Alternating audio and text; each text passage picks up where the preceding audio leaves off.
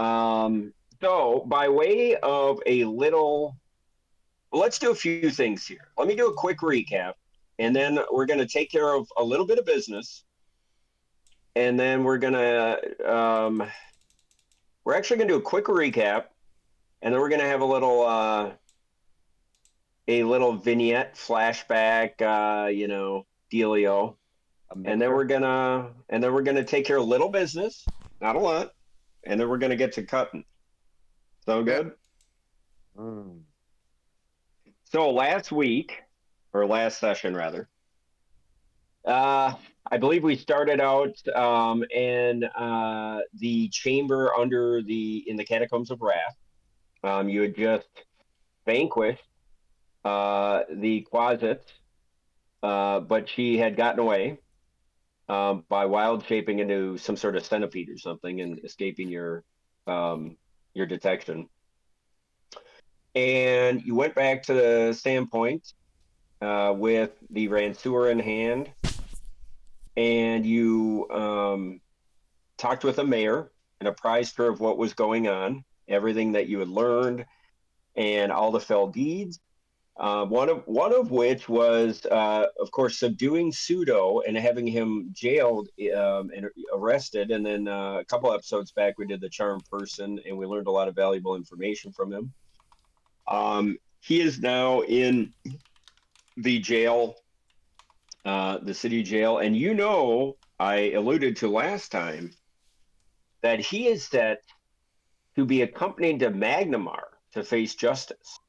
And you guys, we had pointed out, know that the local seat of justice is in Magnamar, with Sandpoint being a satellite city of Magnamar. So that's kind of percolating in the background. You talked with Mayor Devrin about what should we do. You decided to get some more information, I believe, which you garnered from Broderd Quink, the town historian and scholar. You had a bit of a council of Elrond of sorts at the Dragon in the back room, and where he told you a long tale of the history of Aslan and Thassalon and the Rune Lords. Basically, downloaded everything he knew in all of his scholarship and learning over the years. And you do know that he had studied in Magnamar with some of the greatest scholars of the region. So basically, what you learned from him was the footnotes version or Cliff Notes version of what anybody would know, or I should say, what only the greatest scholars would know, that there is to know about these things. And then I believe everybody kind of broke up, and then the next day morning was shopping day, I believe, and you guys went to various places. You went to the potion place. You went to the magic place. Let's see. You went to the Feathered Serpent to buy your magical items, where you met Varvashali Voon and his assistant Luigi. And then you went over to Bottled Solutions, where you met Niskander, played by Keanu Reeves, and got a bunch of potions and then some alchemical equipment. And I believe DTD and Nisk became fast friends. And in fact, Nisk even let DTD jam out in his shop and work on creating some extracts and such with his equipment. You never made it to Pillbug Pantry, which is probably for the best, because you know that they have some dealings with the Zarni, and you're not sure that you want to dig into that right now. And then after all of that, I think, is that where we left off? I think some of us went back and memorized spells and copied spells and stuff. But yeah. Yeah, yeah. So we're gonna pick up. We're gonna do something, and then after that, we're gonna pick up at the Feathered Serpent. We're actually, as you guys went back, you know that unfortunately, your good buddy Dojo had been very ill and wasn't able to join you on the last adventure. But he's been recovering now, and he's been apprised of everything he missed, and he wants to outfit himself with a few things, I believe. And he'll be, of course, joining the group as you move forward to Thistletop.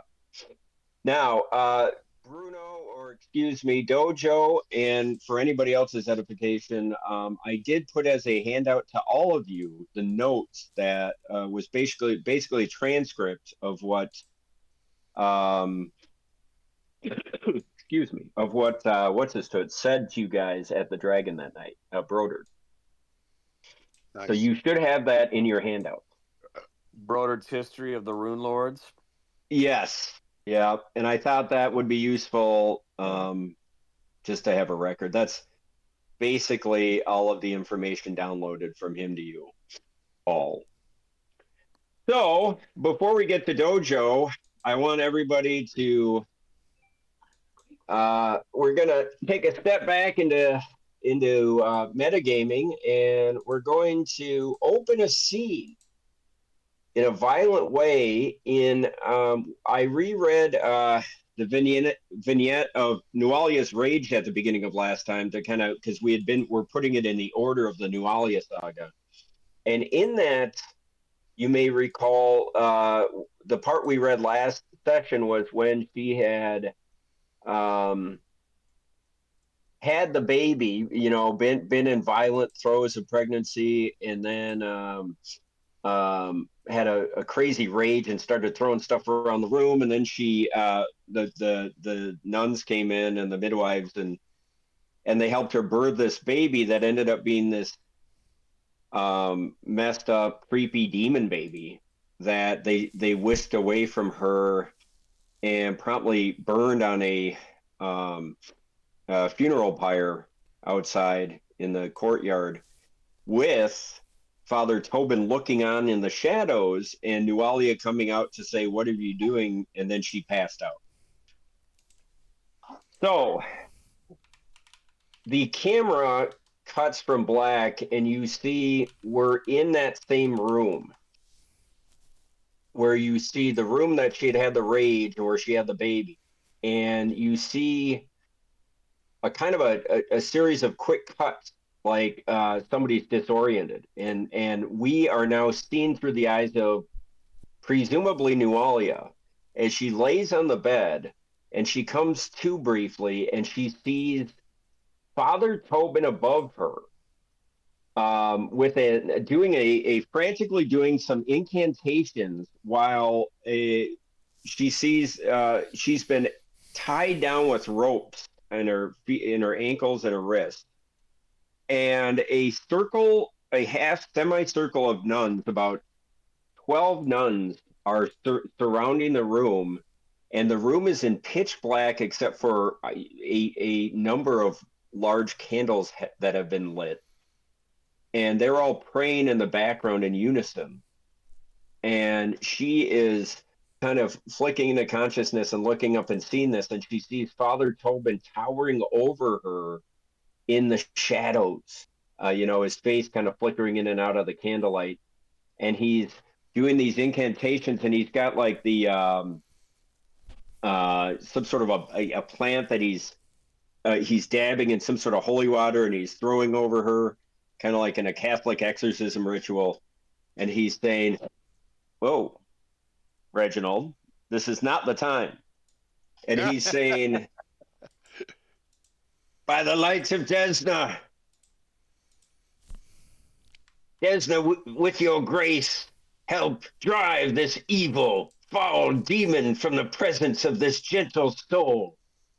She has been bewitched. Her blood is tainted."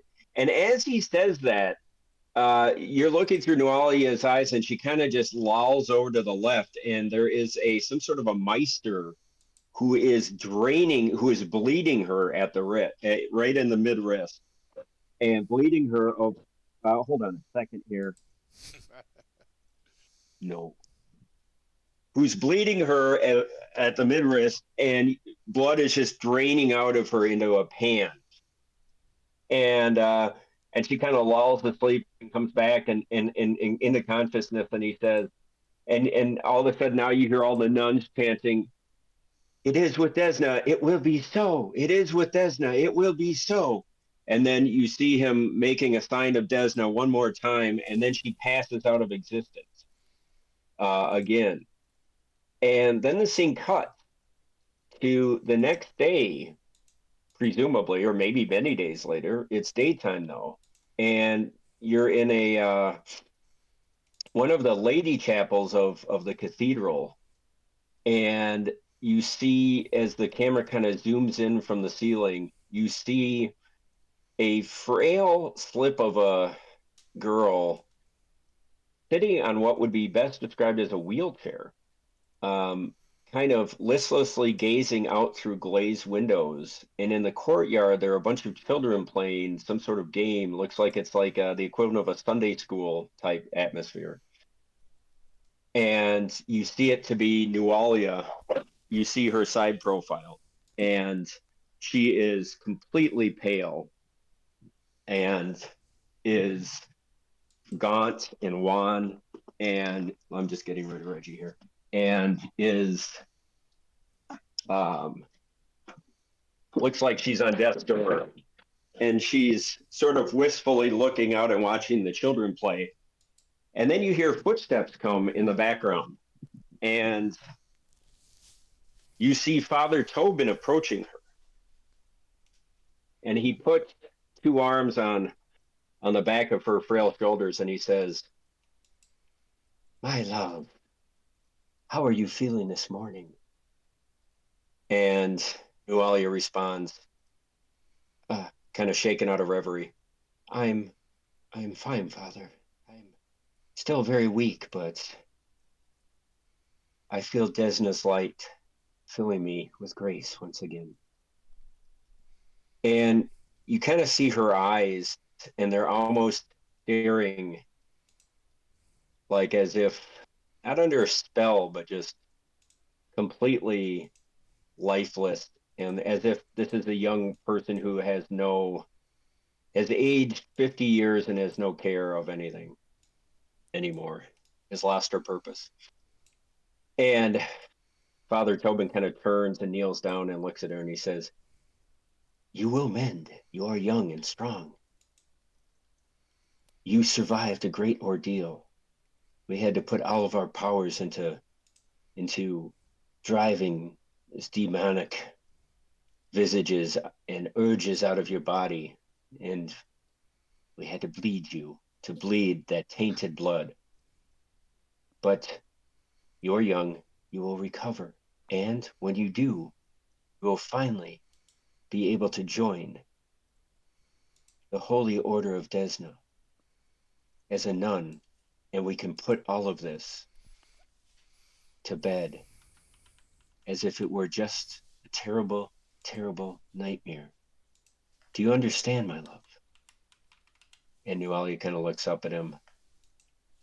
"Yes, Father, I understand."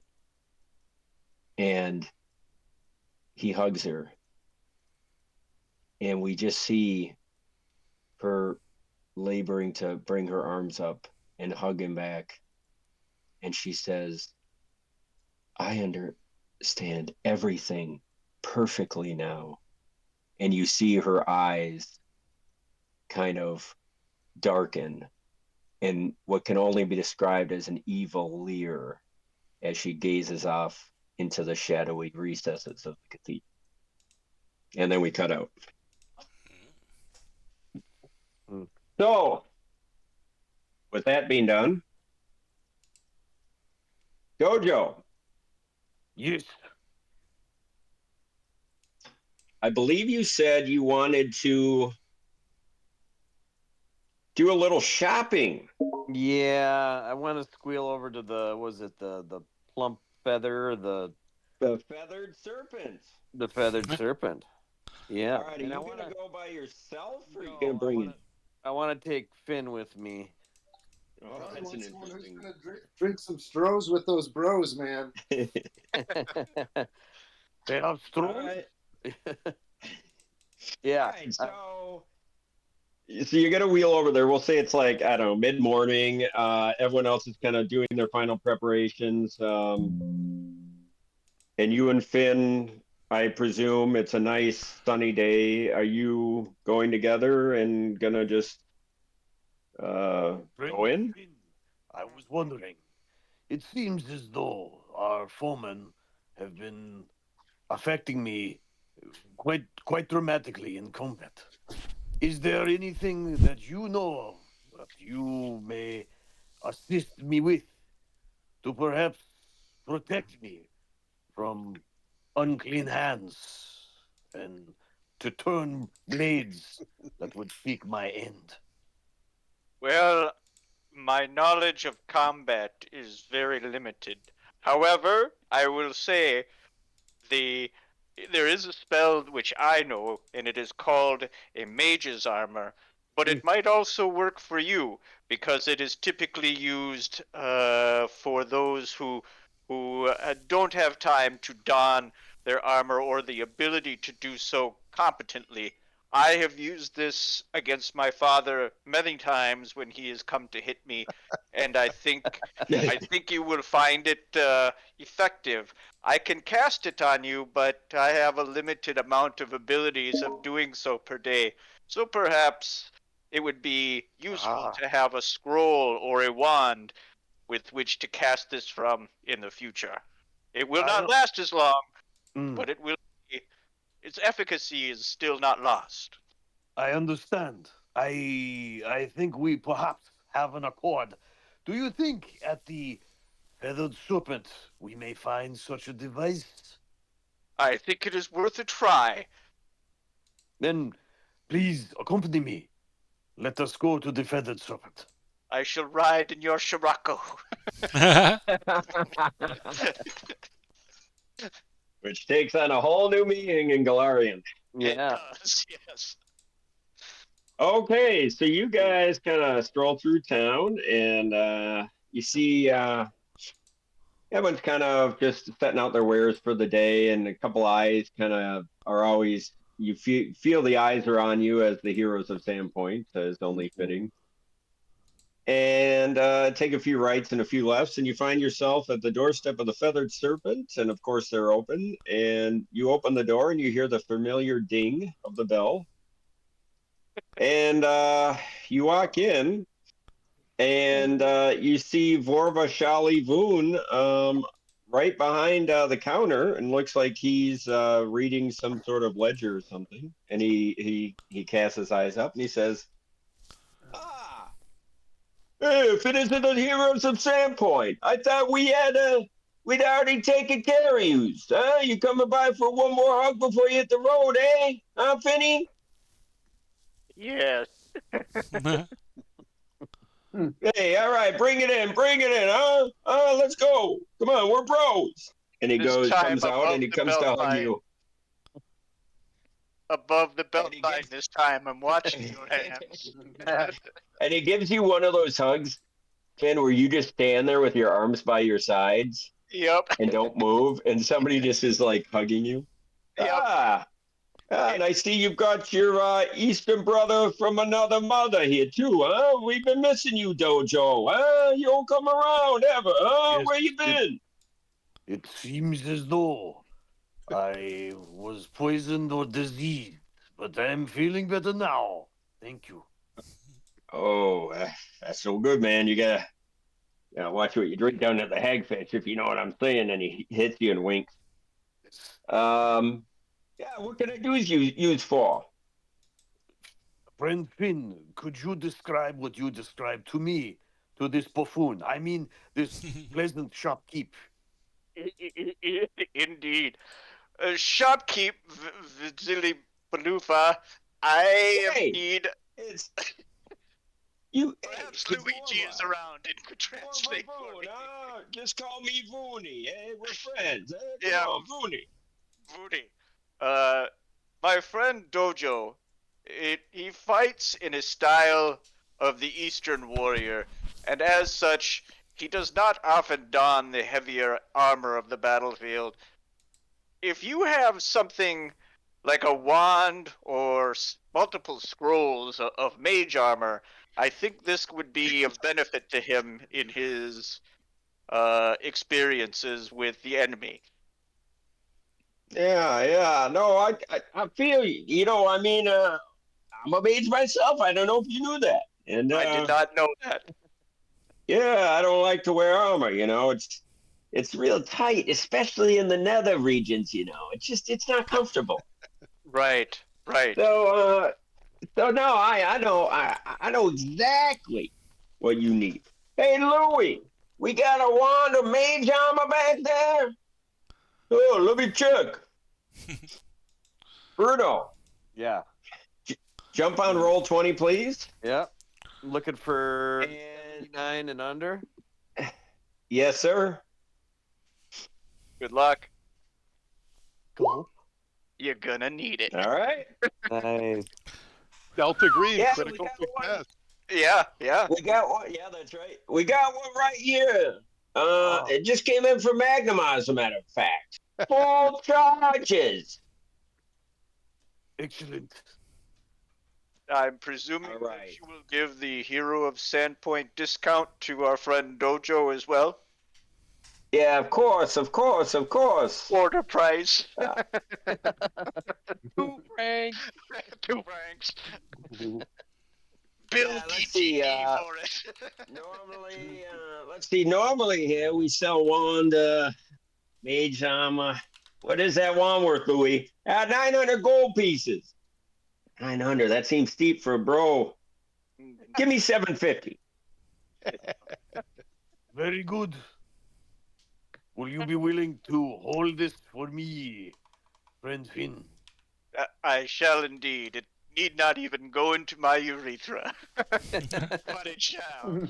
Yeah. Well, It will anyway. And he comes in, he brings it, and he says, "Hey, bros, bring it in. I know you're doing some stuff at Thistle-top. I'll keep it on the down low, you know, one bro to another. But hey, good luck, huh? Well, counting on you. When you Thank come you for the home, map of Thistle-top as well. It was very helpful in looking this week. and I don't know what you're talking about, but when we come course home, hey, not. when you come home, you come over here and we'll drink some strohs, right? The Before bros. Bros with bros. bros. All right, man. All right. Well, you get out of here. Get out of here. thank you. I'm gonna tear up if you don't get out of here. I'll very go in for emotional. one last hug. Yeah. Ah, bring it in, Finny. Yeah. And you're not sure, but you think he might have grabbed your ass. Yeah. And I'm 20 gold piece shorter. I know that for sure too. All right. So Do you got your want to wand. keep track of charges on that, Bruno, or do you want me to, or how I does that can. work? Okay. Yeah, Perfect. I've got it on my character sheet. I can just keep track. Excellent. Okay. So speaking of keeping track of things, one thing I want to start doing at the beginning of every session is get a brief report update from our two masters, the master of coin being Joe Barr, and the master of Quakers being Rito. So, master of coin, do you have anything that you need to let anybody know about? Well, we have 350 gold roughly in the group fund. I think it's like technically 370. And then you guys all know how much gold you individually have. So I'm going to start that. I'm broke. There you go. But I'm going to start.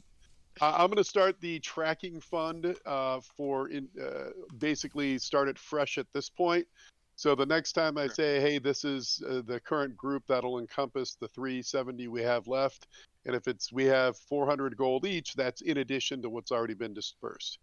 So you guys need to keep track of that, your individual funds. And then similarly, any potions or scrolls that were distributed via the Slack thread, you guys are in charge of putting that on your sheet. And importantly, keeping track of wands. DTD, you got the wand of Cure Light Wounds, and you're going to track that, correct? That's me. Perfect. That's all I got. Excellent. Thank you, Minister. Okay, great. Appreciate that. And now we turn to the Minister of Quakers. Well, just most important update is Horton hasn't given out a Quaker point in the last couple sessions, so we'll be looking to maybe grease that skid a little bit tonight. Yeah, the DM is aware. Okay. And then I believe the current count is Dojo with 1 Quaker, Ziggy with 1, DTD with 1, and myself with 1. Cupboards are getting a little bare. Cupboards are real bare. True that. Bare. What's Double the true. maximum carrying capacity per character of a Quaker? Unlimited. Unlimited, man. Unlimited. Mm-hmm.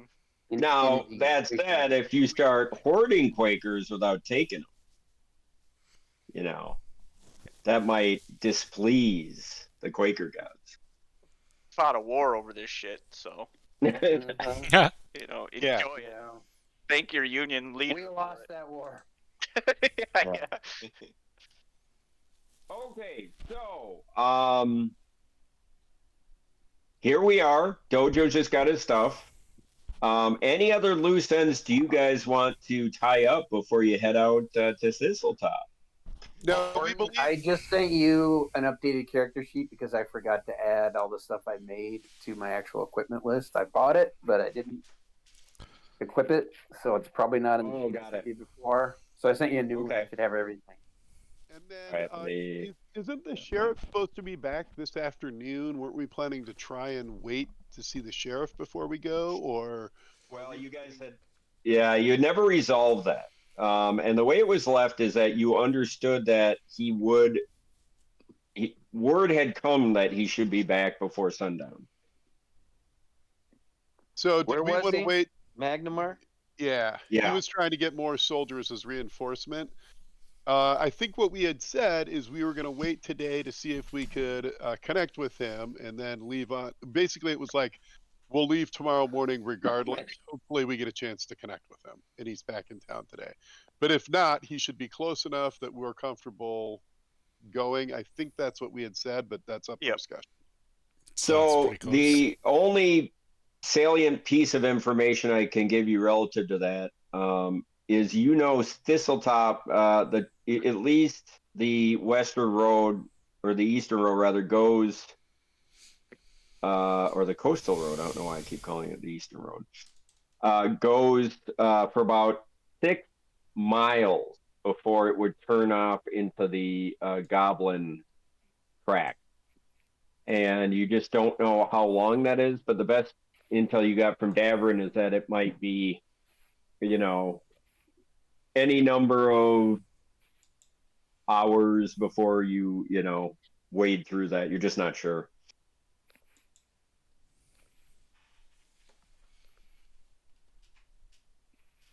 Okay, so does anyone object to Remember that. staying the rest of today and then leaving tomorrow morning, bright and Yeah. early, either way?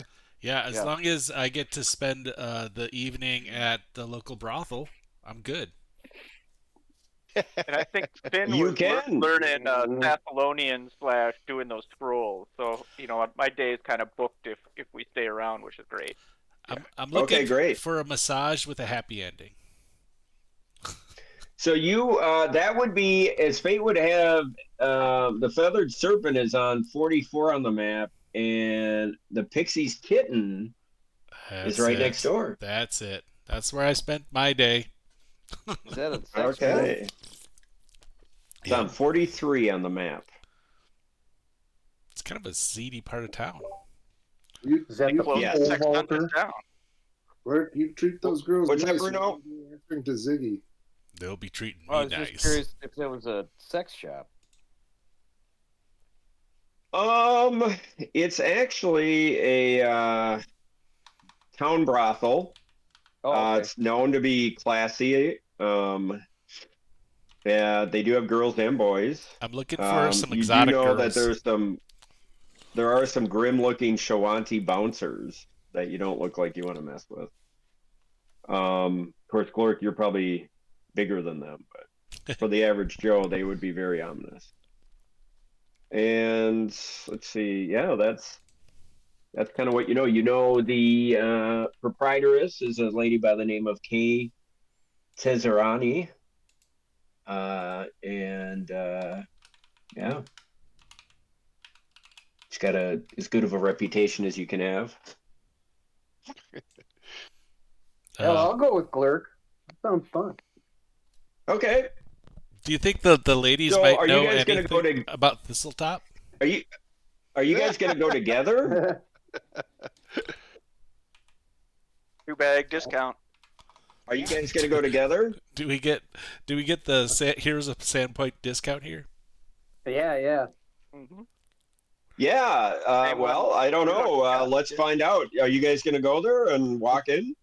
I'm going to go with them too, but I'm actually going to go there to see if they have maybe a small shrine to Luminaris that I can maybe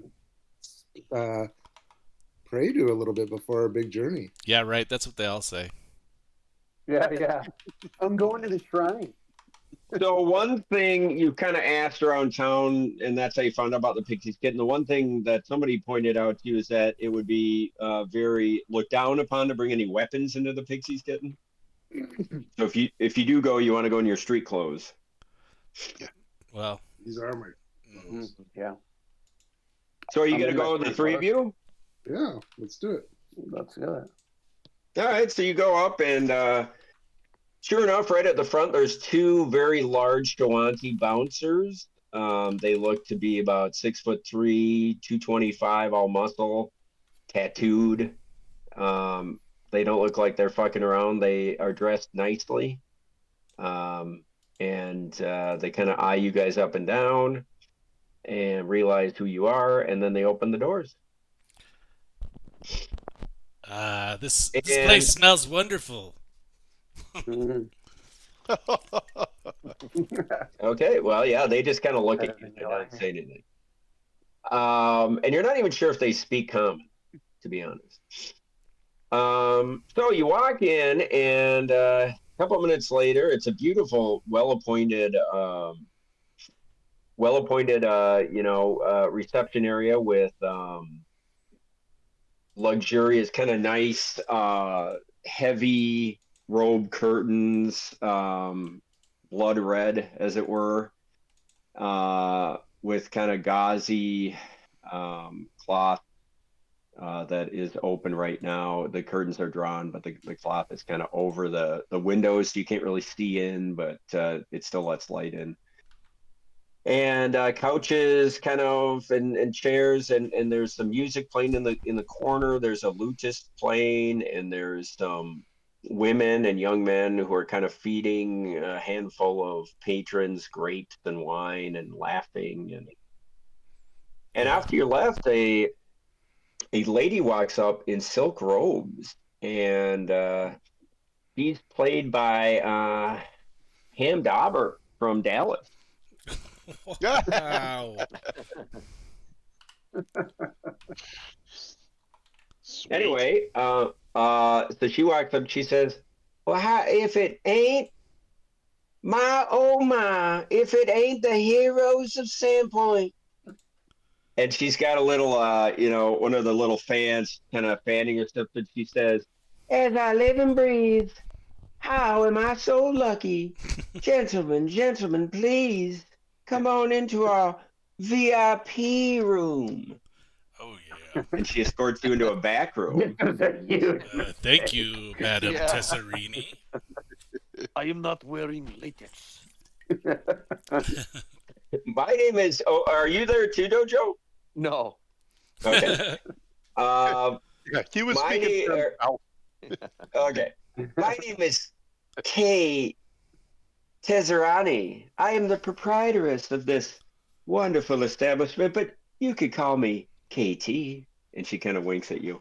Hey, Mistress KT. I'll wink at And her.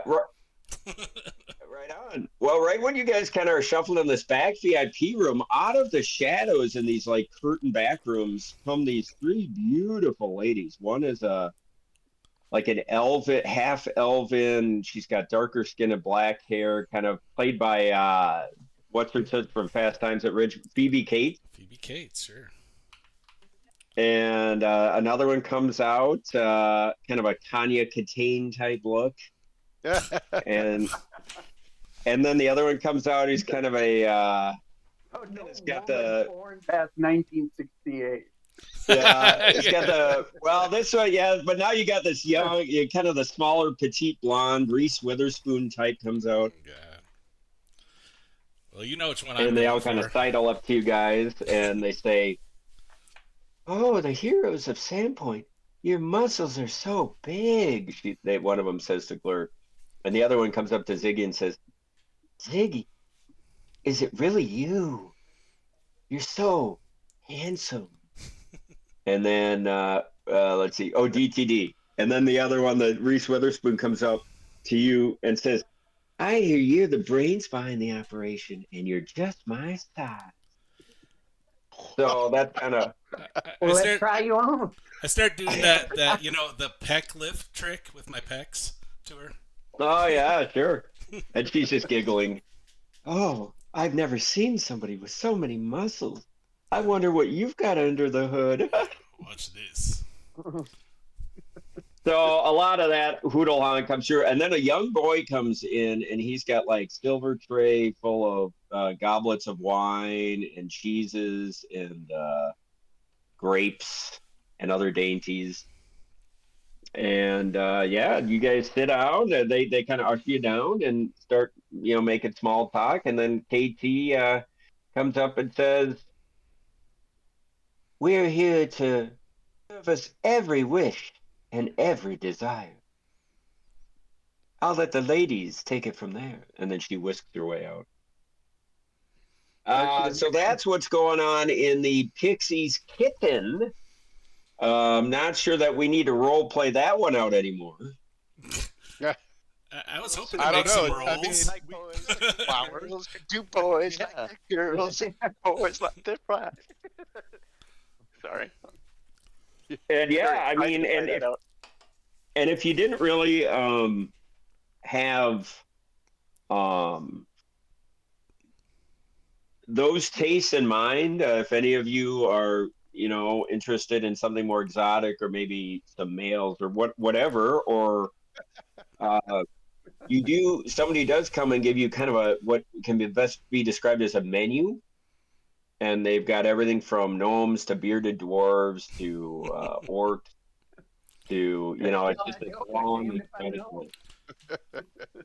I will say, and we don't have to role play this out. Couple but tieflings. Yeah, go ahead. Oh yeah, we don't have to role play this out, but I will chase KT down, and I'm actually not looking for any kind of recreation right now. I am indeed Well, yeah, we can role play that. So you're gonna go out to the lobby and chase her down? Yeah, just KT. What if? Yeah. Oh, how we doing, D? How we doing, darling?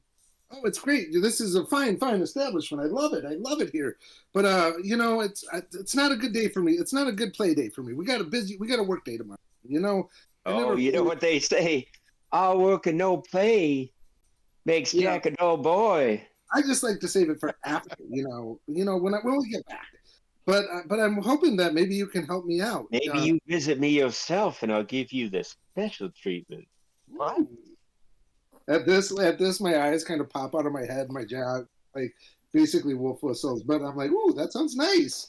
Thank you, ma'am. No, my mother was a working girl. My mother, and she. Oh, you don't say.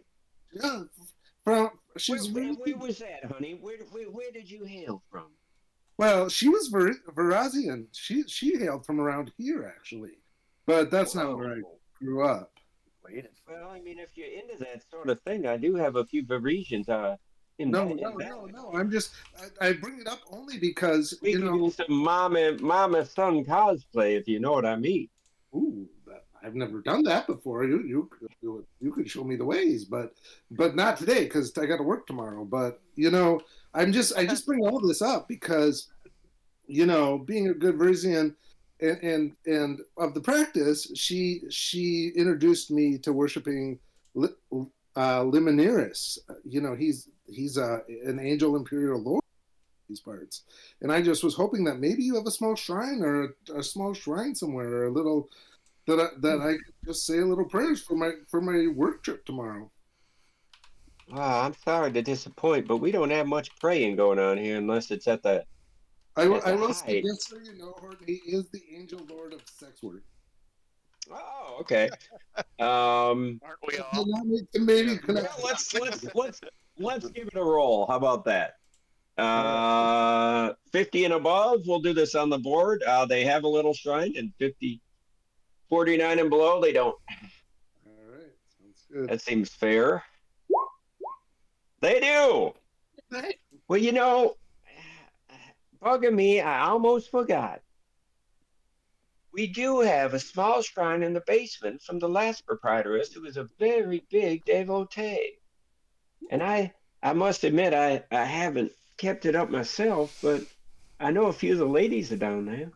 Well, maybe I can Welcome. for you too. Yeah, that would be great. And then when I get back for my business trip, for sure, I'm gonna want to knock boots and let off steam. So this seems like a dandy place. So. Well, sure. You knock however which way you need to. Okay. Now I gotta go, but it's just down through those doors. All right, I'll do a couple devotions and then.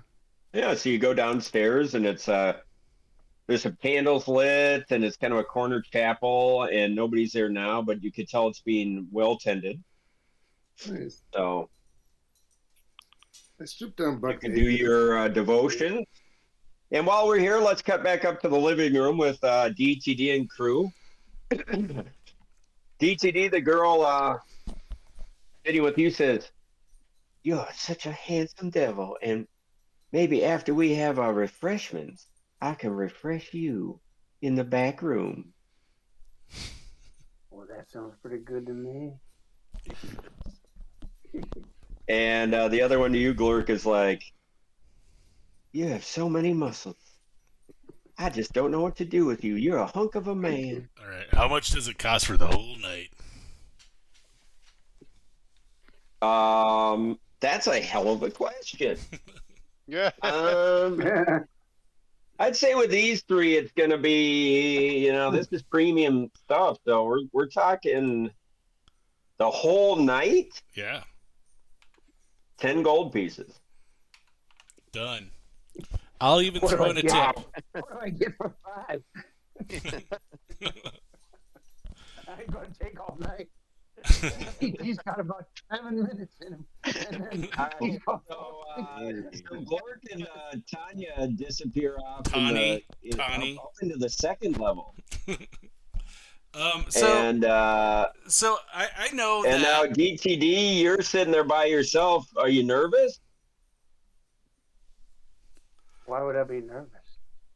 All right. Well, your paramour is looking at you kind of expectantly. Do you want to consume any deal here?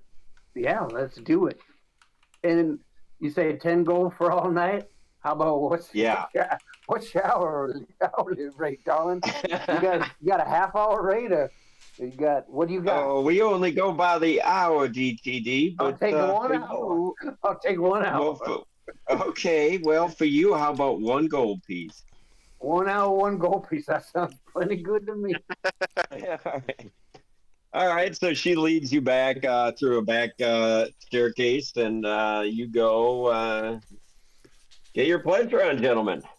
You're no cop. All right. So as An after extra gold piece for butt. after the pleasure time, there's pillow talk time, and I'm just gonna see if I can. I know that sometimes some skeezier information goes through these places. I'll ask her if she knows anything or how she felt about the goblin attack. I hope you know that we did our best to protect you guys. That was a rough day.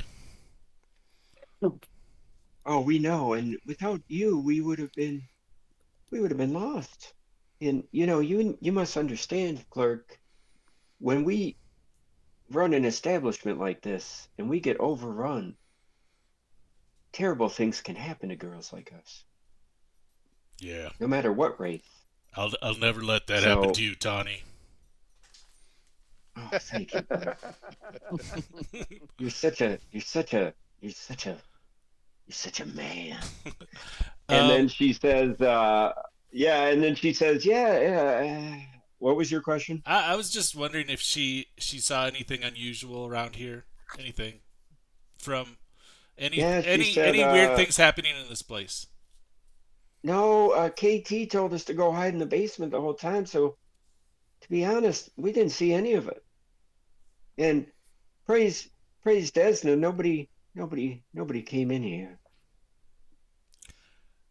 Come here. We'll go another round. I'll make you feel safe. All right. Mindy pops All her head right. in the door. It's customary to tip. Yes. Door. Yeah. All right, so that's how they're spending their day. Finn, how about you? I am going to be working on that Thessalonian and Yes. learning that as best I can. And I think that would probably consume most of my day. Part of that, Yes. though, too, is he's going to be working on a gift. So he's going to be drawing in like watercolors, cranes on a piece of white wrapping paper that he's going to put around a box with a red and gold ribbon. Wow. So he's going to be working on that, too. What the fuck? Awesome. Yeah. A little what is that called? We used to do it in school. What's the Asian art of Origami? Yeah, origami, thank you. All right, so you're doing some Thessalonian and origami. Yep. Jill Barr. Indeed. Gilbert will be spending his day at the Vaulted Arms, His old catching up with Renata and of course with the children, and spending a little bit of time with Matthias and High Tech, making sure they have their marching orders for while I'm gone. But mostly family time. And have you And have you had to make any arrangements or any different arrangements, or have you set anything up? How are you approaching this influx of materials that you've gotten and expect to be getting in the future, given your new line of work? Well, at some point, I would assume that I have somewhat regular communication with a couple of contacts from when I lived in Magdamar and learned how to be a smith Yes. at the Guardian's Forge. So probably that being the case, I don't think I would have had time to write anything and send it along with Hemlock when he left. But whatever the regular post situation is, if there is any sort of messages going back and forth, probably I would write something to Altan Hammerhand at the Guardian's Forge and let him know that, hey, we've had a lot of activity and there's likely to be more. Yes. And kind of ask him, for his partnership, and if we have additional goods coming in that we may need to, send to Magdamar for distribution. Well, and it's about a 50 miles, and it's obviously well trodden road. They do have posterns, and they have a horse system about every 10 miles. So it generally takes, if it's like an urgent message that only the mayor or the sheriff could demand, they can, ride the horses into the ground and it can be, there within 24 hours. But in normal, commerce, mail, it takes about 3 days to get there. Yeah, I would 3 days back. About a week. I draft a letter and send it onward, or get it ready to be sent, so that whether it's today or the next day, like basically just make sure it's en route. I don't anticipate that we're going to have a huge amount in the next day or two, but when we come back, we might, and then at least he'll be prepared a little bit. Yep. Great. That all sounds good. Now, you also know, and it might be on your mind, Jilbar, that a judge and is coming, a circuit judge is coming to basically put Pseudo in irons and bring him back to Magnamar for trial. Mhm. Do you want to do anything with respect to talking to him one more time, or Pseudo, or Ameko, or anything regarding? Well, I mean, I feel like we got as much information from Pseudo as we could while Ameko had him charmed. Mhm. Do I think Ameko knows this is already happening? Or does You're she not already know? sure. You're not sure. Well, maybe if it makes sense during the day, or if we could retcon this to when we had talked to the mayor, since she alluded to that. Mayor Devlin, I don't know what, if anything, you have alerted Mako to in terms of the disposition of her brother. But You were the no. I just found out. You were the first to hear of it. I just found out myself a few minutes ago. um, If you could do me the favor and maybe break it to her, I would appreciate that. if that was my question, is if it is something you thought she should know, and I would be happy to pass her those tidings, as grim as they are. I do think, as the soul, especially with what we presume will happen to Pseudo now, she will become the heir apparent to the Lanjuku dynasty, which has, holdings in Sandpoint and Magnamar. So I feel like she should be appraised as the head of the family. Don't you think? Absolutely. I think she needs to know before everyone else knows, so she can prepare mentally as best as possible with the terrible situation, her father dead and her brother to blame. Yes. Yes, Thank you. I will get in connection with her. So I can certainly, at some point during the day, go to the Dragon before it gets too busy and see if she's available. Yeah, so you go there and it's late morning and she's just behind giving some orders about you can see her kind of bustling in and out of the kitchen. And yeah, it's pretty quiet. There's maybe 5 or 6 people there. Miss Abeko, I know you're busy getting ready for the day, but I was hoping to grab you for a private word when you have a moment. Oh, of course, Chilbar. What can I do for you? And why don't you come back here? And she kind of ushers you into that back room that you guys had the council, and she offers you a seat and she sits down. What's up? Well, I wanted to stop by. I don't know. Was she in the council, Horton? She was not in it, but she was sort of coming in and out. And you Okay. kind of got the sense that she wasn't totally, for whatever reason, almost like didn't want to deal with it. And she did have a busy, Yeah. people in the, so. Ameko, I wanted to speak with you real quick. As a result of the discussions we had here the other night, thank you again for your hospitality. Of course. One thing came to light after that, that I wanted to bring to your attention. So several of us, we are going to be leaving soon on behalf of the town, but the sheriff will be returning soon, whether it is today or in the next couple days. And the mayor wanted to let you know, and that's why I'm here, that as part of that, whether it's with the sheriff himself or following soon thereafter, one of the traveling justicars, the judges from Magnamar, will be coming, and will be And then you can taking. see her face, kind of blood drains out of her face, and she kind of looks. Yes. We wanted to let you know, and the mayor wanted to let you know, and I personally wanted to make sure you were aware that this was going to be happening before everyone else finds out and the judge arrives. I'm not entirely sure what that process will look like, but I have some ideas of what it might entail.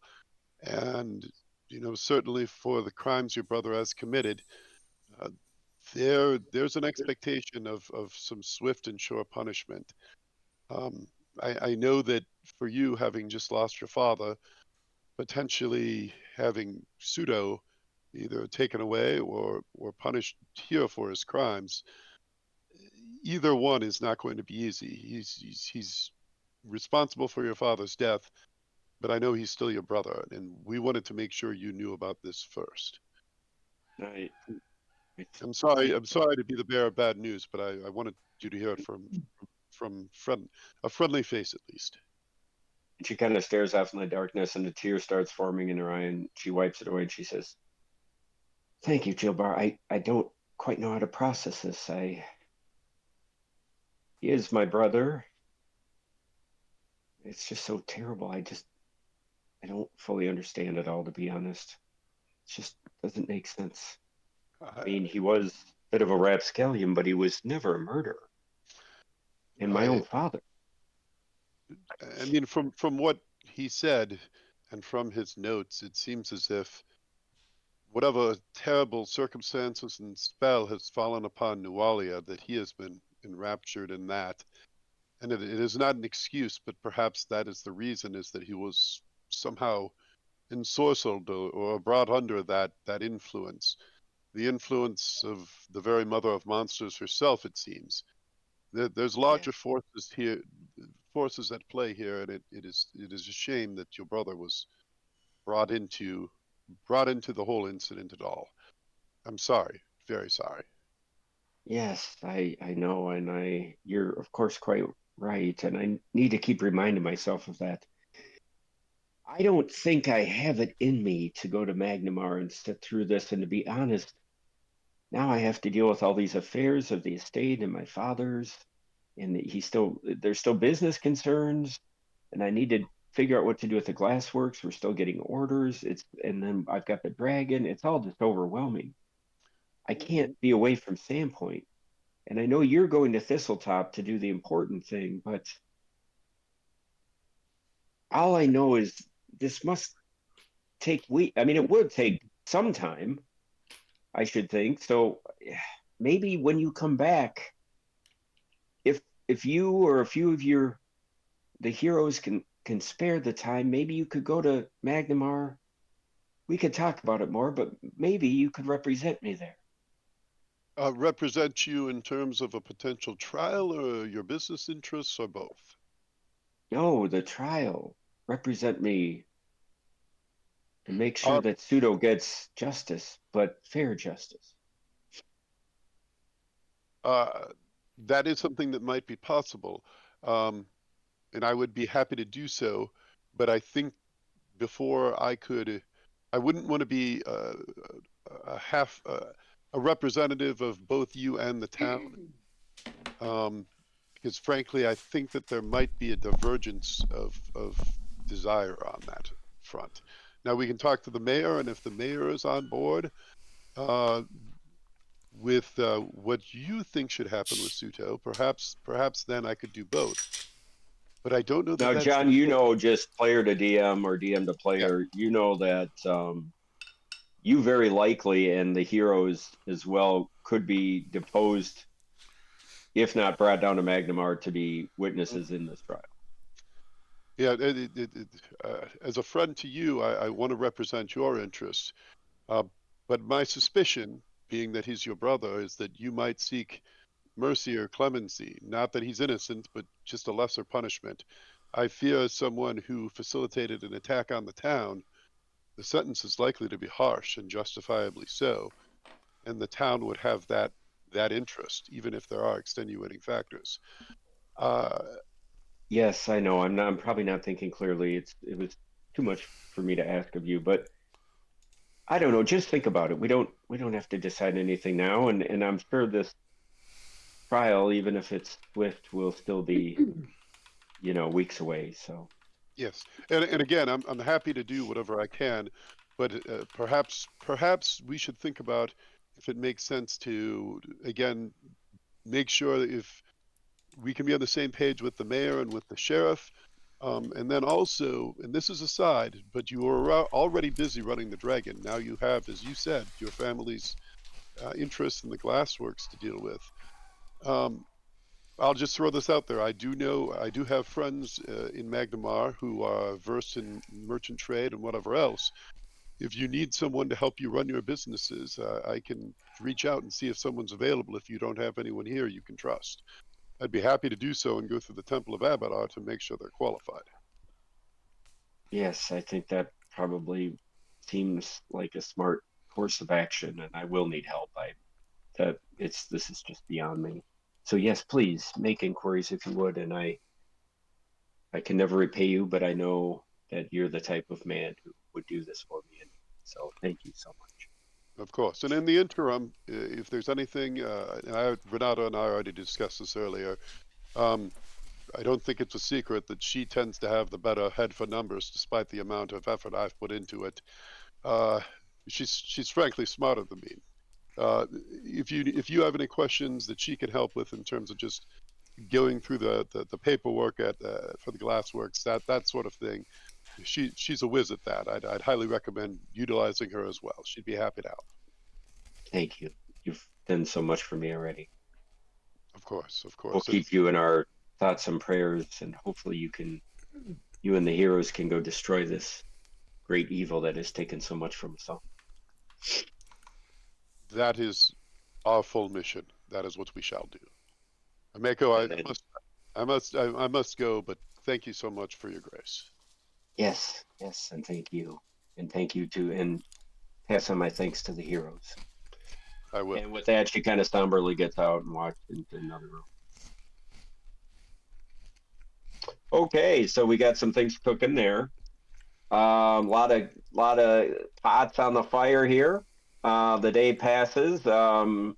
Finn, the camera pans to Finn at Broderick Quink's study, and you see this dusty room with shelf upon shelf of books, a huge desk and a couple side desks with magnifying glasses and tomes of various hues and sizes and ages, opened and half opened, papers scattered everywhere, an aged cat sitting on one of the tomes, everything you would expect.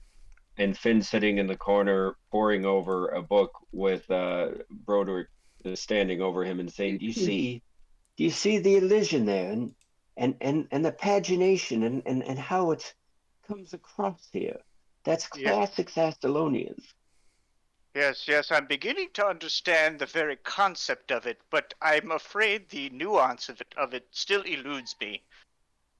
Yes, well, you're a very quick learner, and sorry, I got to get my. Yes, you're a very quick learner, but these are ancient languages, and it's not for you to assume that you're going to master Thessalonian in a day or a fortnight. It's a lifelong endeavor. Yes, But I can I think understand. if you follow these pedagogical tools I've given you, it will at least allow you to keep building on the basics that we have outlined here while you're on your way to Thistletop. That's wonderful. If I could maybe borrow some of your sheets or something to study along the way, it would be very helpful. Yes, I believe, and he kind of goes over to one of the bookshelves and kind of steps on a one of those rolling step ladders and goes up to like the fourth shelf very gingerly, and you're kind of worried he's going to fall over. But he pulls out this thin, old, dusty book, and he blows on it, and dust comes off, and he says, Yes, Capelli's Thessalonian. This is the single volume. This is what I studied when I was but a wee lad back in the academy at Magnamar. This should serve you well. The drawings by the monks in the margins of little boys and their genitals is very interesting. I am interested to find out how this plays into the whole language thing. Well, Findabob, between you and me, and he gives you kind of a devilish grin. I suppose you want a hug too. Okay. No, he says, between you and me, those were not drawn by the monks. And he winks at you. Your artistry is unmatched. You have another career as a forger. That is certain. Yes, and then you see him patting Finn's back, and the camera kind of pans out and goes out the window and heads back down the street. So Yes, yes. All right, so I think we're kind of everybody's doing their thing. We'll say evening comes. It's about 5, 6 o'clock. How are things going over at the Pixie's Kitten? I'm good. Well, I left 15 minutes after. Yeah, so you're done. I'm back at the DTD. Dragon. Yeah, so Sipping you're a back at the Mac. Dragon. I assume you are as well, Ziggy. Yeah. I'm sleeping in. So you Sleeping guys in. can, get a supper. Glurk, you're spending the passionate night there. Yeah. Dojo, where are you? I've been doing push-ups all day. All right. Prison So you see style. Dojo come through the Dragon doorstep, and he's got like bandana on, sweat glistening. Yeah. So In the library as well. So, every Ameko comes up and says, Ameko comes up and says, "Heroes, on this your last night, I've made up the back room, the event room that you met with Broderd, and just for the heroes to give you a feast for your last night in Sandpoint. I feel like that's the least I can do." Last So you guys night of walk back Sandpoint, there. you said it twice. Yeah, You know that sounds something ominous. ominous that our DM might know? Yes. I don't know. So you guys head back there, and there's candles lit, and there's Mathana is bustling in and out and setting up silverware and goblets and everything, and it looks like you're gonna have one hell of a dinner. Gilbar, she had mentioned that to you, that you were welcome to come with your family or whomever, any iteration of your people, and yeah, and Broderd and Finn were alerted, so everybody but Glurk, Yeah. So who's spending a night of passion. So every time she like suggests like an upcharge, I go for it. Okay. All right. So they're like getting So- quite a bit of money. I think I end up spending about 6 gold there, 6 extra, so Yeah, 16 okay. total for any Okay. upgrades. Fred? I bought her like Well, mark off your character sheet. I bought her like a dozen roses and all that kind of stuff. What about an even 20 to include a tip? No, I draw the line Come at on, 16. Tim. Yeah, you gonna skip her on the tip, Tim? Yeah, After this really? passionate Well, night? come on. Timmy's true self comes through even in his character. Yeah, I Yep. mean, I actually used a coupon to get in here. Yeah. Buy one, get one free. It was a BOGO. He found some coupons for 20% off the Glassworks when we were dinking around in there. That's true. That's exactly true. Yeah. What's the Ameko name had an old happenings book in the corner. What's the name Right. of the rag that Dax works for? Do they have like a personal section in the back with 6 coupons? Yeah, yeah. Oh, the Sandpoint Easy Reader. Yeah, no, that's too distinguished of a Oh yeah. publication for that kind of The easy readers. yeah. Clerk is a real easy rider. So I assume everybody goes to have this free feast. Yeah. Yeah. The Hepsukin family will be there in force. Nice. Lamb. So everybody, and this spice beautiful big oak table, which you sat on for the council meeting, seats about 20, so plenty of room. And and she's really laying it all out. You've got mutton, you've got soup, you've got wine, beer, grapes, various vegetable medleys, all kinds of wonderful food. And you all know as adventurers that you really want to fill your tank tonight, because this might be the last time you have anything but Bone March for quite some time. Mm-hmm. You A don't lot win of slow friends motion that shots of us laughing. Yeah. You get like cut shots and, Like a As a pan, dodgy yeah, pan and across. songs plays in the background. Yeah, totally. Foreshadowing the coming death. Yeah. Well, actually, as fate would have, she does invite you. You know, you're there for a couple hours, and Bethana comes in and says, "Amako's gonna play tonight. If you guys want to come in the other room, this is quite a treat." And sure enough, the Mako steps up with the bandmates, and she lets out one of her dirges. And for those of you watching, especially those of you who have already been spellbound by her, it's like, you know, the greatest performance you've ever seen times 10. And you're I went just to the full Santa of Clarita whole show in '94, and that was fucking Yeah. awesome. yeah, Did she you with know, Dongo or Big Ball? Budokan, whatever. And some of you are tearing up, some of you are just straight out weeping.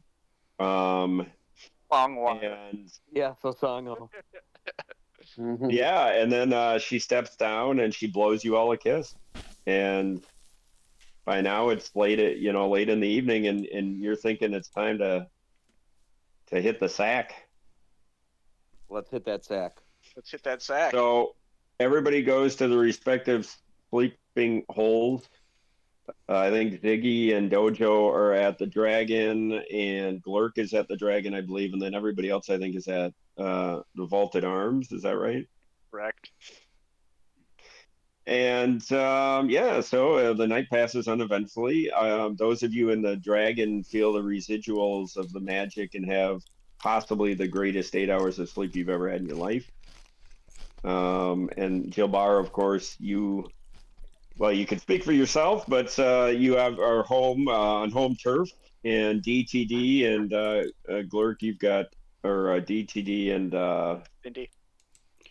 Findy, you've got comfy beds and such. So, and then the next morning, the cock crows,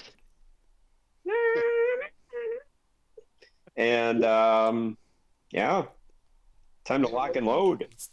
Yeah, the one thing Time just to get housekeeping that I did do the previous day was I cast that Tears to Wine spell on my. Okay. Yep. No problem. Okay, so it's we're gonna say today is a cloudy day. There was some rain overnight, and something blew in off the coast, and it's blown out, but it's still cloudy and a little cooler. There's a definite scent of fall in the air. And for those of you seasoned travelers, maybe you're getting a little nostalgic for the road as you've kind of been here for a bit. And let me. And Glurk's balls are strangely itchy. Yeah. What is this? What is this strange rash I've gotten? Yeah, that's a good point. You know, Probably not roll for sure, that. but The ladies there are clean. yeah, so they say. So everybody should see the map of the Sandpoint hinterlands. Yes. Okay. So, you should be able to see Sandpoint. Let me ping We it. have no labels on ours. All we have is the land. No. Oh, got it. So let me do some pinging. Here's Sandpoint. You see where I'm pinging? Do it again. You guys see it? No. No. What? No pings. I saw you ping once. It's the lower left corner, correct? No, I think that. I was gonna. Why my ping? Why would you guys not be able to see my You ping? guys can see my ping, I right? saw a red one, green one. I can see all your pings. Yeah. Green one is me. Oh, wait, hold on. I think I know. You on the wrong. Let me layer. try one thing. All right, now let me try to ping. There you go. All right. Yeah. Hey, okay. So here's Sandpoint. And, you know, this here is known as the Devil's Platter, this range. Mm-hmm. Over here is the Ashen Moor. Brine Stump Marsh is down here. All of this stuff here is just farmland. And then, in fact, these little dots, if you see them, are farmsteads. No, we don't see dots. Oh, okay. But there's about 24 farmsteads in this region. And then up here's the Mosswood, where I'm pinging on the far right, where you ran into the Minotaur. And excuse me.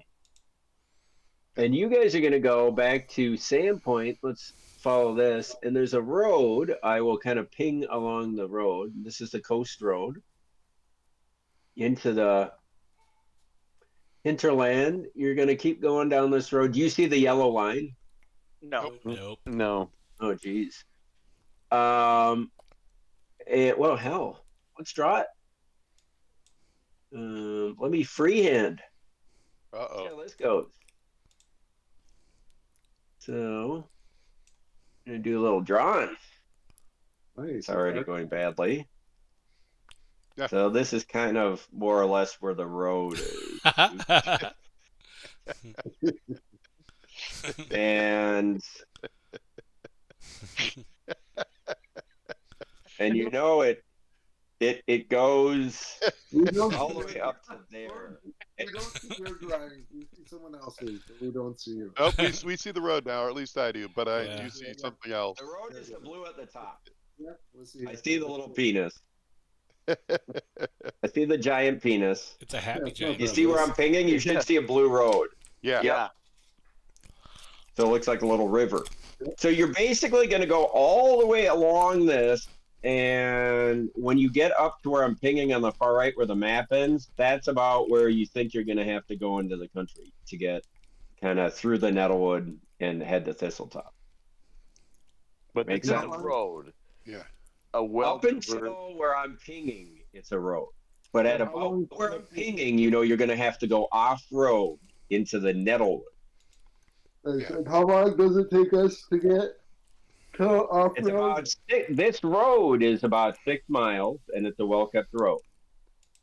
So 3 miles. You could probably do this in like 3 hours at a leisurely pace. But since it's dawn on the coast and Fortunate Sun's playing, we can get in the helicopters and be there in 10 minutes, right? Yeah, Yeah. that's right, buddy. All right. Yeah, that's right. Whoa. All right, so you guys rolling out of Sandy? Yeah. Locking now and so loading? question. Did Sheriff Hemlock show up yesterday or not yet? No, unfortunately, Sheriff Hemlock has been delayed, but he's expected this afternoon. Okay. Well, we said we were going to go, so we'll rock and roll, and hopefully the sheriff will be here to man the defenses. All right. So you guys lock and load, and you see as you're kind of tugging and checking everybody's backpacks, Navy SEAL style. You see some townspeople kind of coming up as they're opening shops, and there's a kind of a small crowd gathering, and murmurs going around, and the mayor comes out to wish you well, and she says, "Jilbar, I've just received word that Hemlock should be here early afternoon, so I think you're safe going." Perfect. I'm sure that once the sheriff is here, and until then, the town is in safe hands.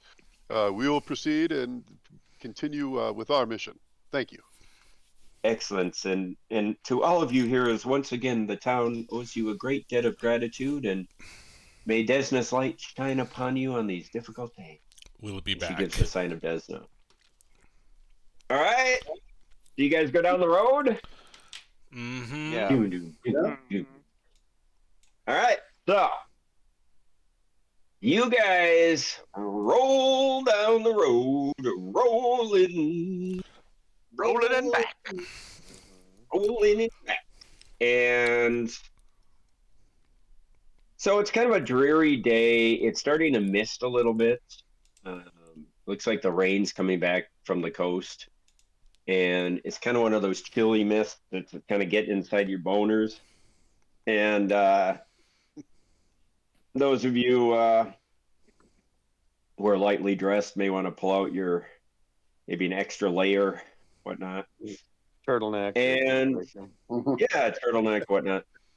And we'll say, you're kind of strolling around, and by lunchtime, you get to the edge of the Nettlewoods here.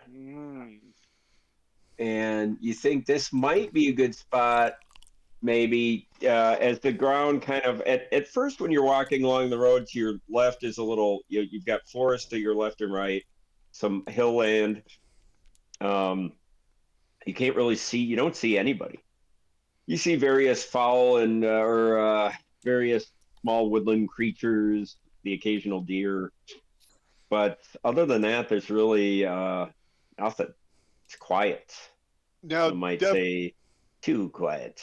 I believe that Devon Hask had told us once we got to the Nettlewood, there was a small path that would veer off.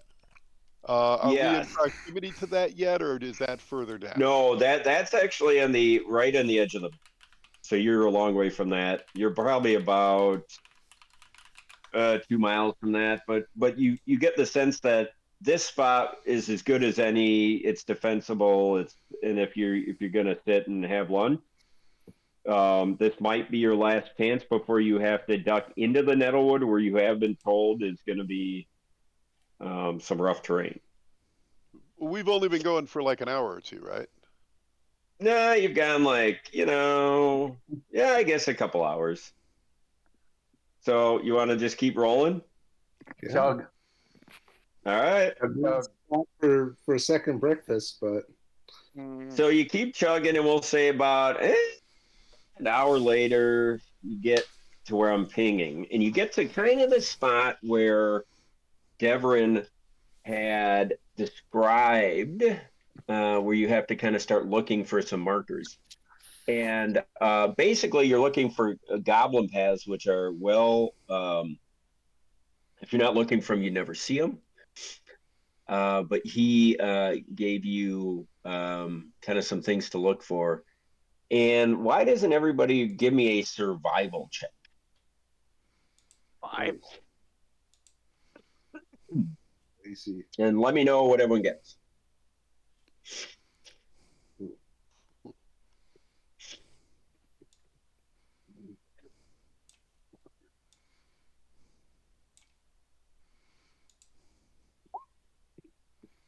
Dojo gets 8. Yeah, Ziggy got a 5. Jilbar is also at an 8. Glurk got a 15.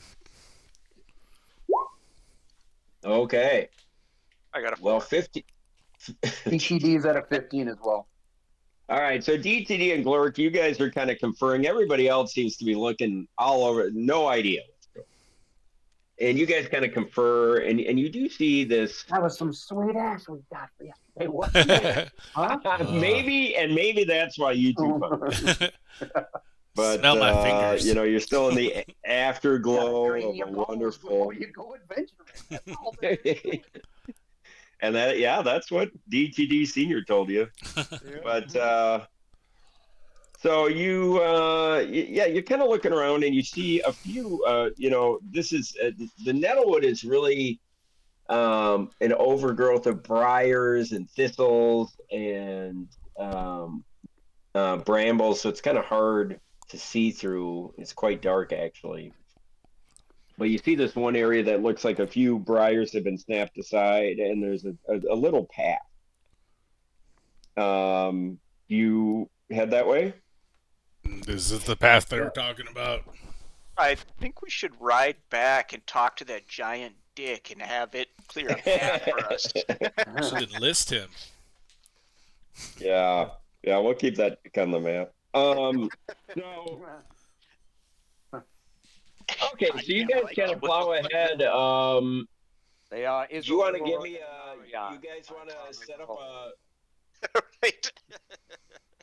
Do you want to set up a MO? Are we trying to be stealthy or not? You tell me. Well, that's why I'm asking the group. Good. I mean, I could send Jared out. He could whip Not a through bad this idea. bramble. Yeah, he went to Jared. We're Yeah. heading into battle, so we'll be cautious for sure. Yeah, Put that hobgoblin up front. He's got a stealth of 15. Yeah. yeah. Put him up front. Make Yeah. Bishop go. Yeah. Why don't we put him So in you want to charge? kind of do it where like Jared's point and your point? Right. Yeah. Okay. So you could do that. The first thing you notice, DT, even with your smaller frame as you start heading into the Nettlewood, is it's fucking difficult terrain. It's the nettles are sharp, and you've got like thorns that are sticking into you, and briars are tripping you up in the underbrush. It's slow going, and it's kind of painful going, and it's agitating, and everything's wet, and now you're getting bugs coming out, and it's just kind of and flat like black flies and mosquitoes, and it's just kind of agitating.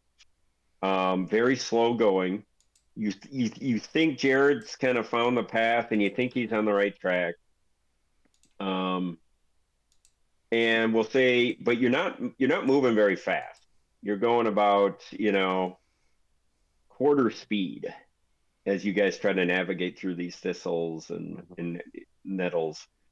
And we'll say you do this for about a half hour, and then give me another survival check. All of us? 16, Dojo. I got an 8. There you go. 11, 15. 17. Does- Okay, so you guys are all kind of conferring, and you feel like you're getting the hang of it. You're kind of, once now you've seen this path, you feel like you're still on the right track. So we'll say you go another half hour, and itchy and crabby, but you're still chugging along. And give me another survival check.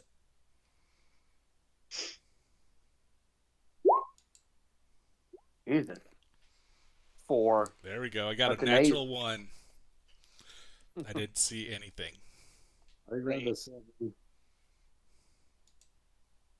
DTD? I got an 8. Ooh. Oh, Oh, boy. Jill Bar got So- an 11.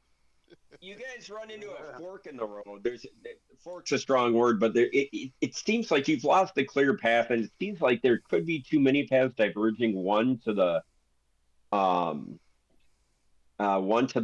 excuse me, one to the northeast and one to the northwest. What do you do? pick the one less traveled by, as that has made all the difference. Yeah. And you're also starting to lose your sense of direction. You can't, as you look up, the sun is blotted. It's a cloudy day. You can't see anything above these nettles. You're kind of like the forest is enclosing in on you. And you're not quite, you feel like you're starting to lose your sense of direction. I mean, could we do a perception check to see if we see any kind of like more passage? We were looking for the path with the survival check. Can we try to see if we see one path looks more walked upon? No, that's kind of what the survival check was. You're not even sure if you are on the paths anymore. You think there's one going one way and one going another. That's the best you can tell. What is Jared's scent picking up? I mean, is there any? Does that lean? That's an interesting question. A confusing picture when you ask him, because you do know the goblins are all over the Nettlewood, so that's not really clear. Does anybody have knowledge local or anything that would help you out of this? I have knowledge local.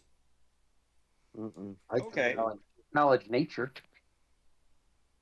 Why don't you give me both a roll on each of them? All right, I'm gonna add a die 6 to that too. My so I rolled a 12, but that gives me I think a 19. I bet Finn did better, but I have a 19. I got a 24. I got a 25 on knowledge nature. Okay, so between Finn and DTD, you're kind of conferring. Finn, you had actually talked to Brodert, and he had pointed you in the right direction of getting some maps that any extant maps of the Nettlewood, Gotcha. and you had been studying those, and it ends up being profitable because you remember the elevation. One map you had found was an elevation, and you note that the one going what you think is northwest, it seems to be grading down toward the ocean, and the other one seems to be grading up, and you know that you need to be going up. Gotcha. I will share that information. Okay. So you presumably go that direction? Indeed. All right. Ragged. So you go that direction, and weather's still miserable. You go for about another half hour, 45 minutes. The path seems to be getting a little bit cleared, and you're sure that you're on a path at least, if not the right path. And we'll say, I don't think you need another check for this. We'll say you go about another half hour, and then you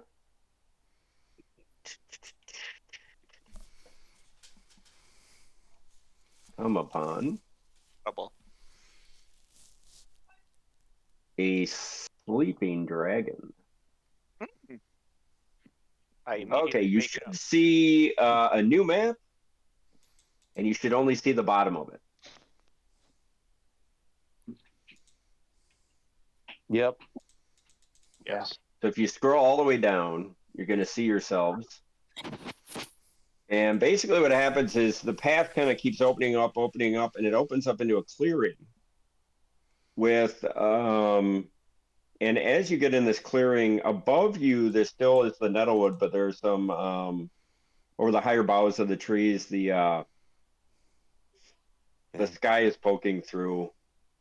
And what you see from what I've revealed is you're in kind of a glade, and you see what would best be described as some sort of a the path is clearly leading that direction. So do you want to go and investigate? Yeah. Sent Jared up there. Okay. Yeah, check that shit out. So Now, what exactly can Jared sense or see or intellectually comprehend? Well, I mean, he is able to, see normally. It's just communicating with me. It's his feelings, and so he, as far as what he can, like, what he personally can see, or what can he communicate to me.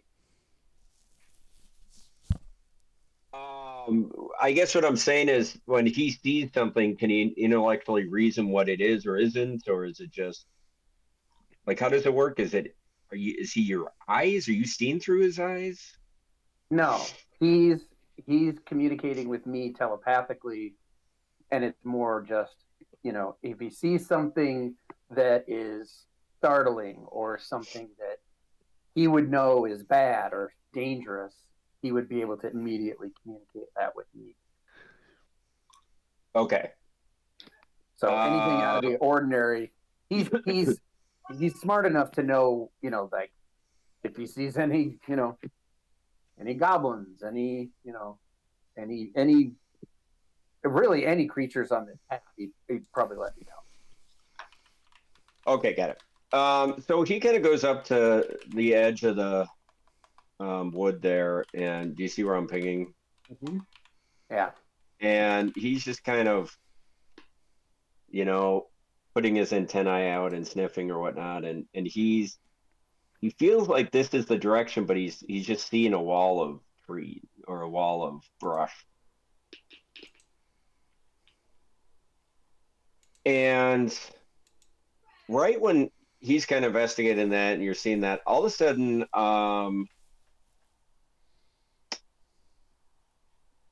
TTD, everybody make a perception check.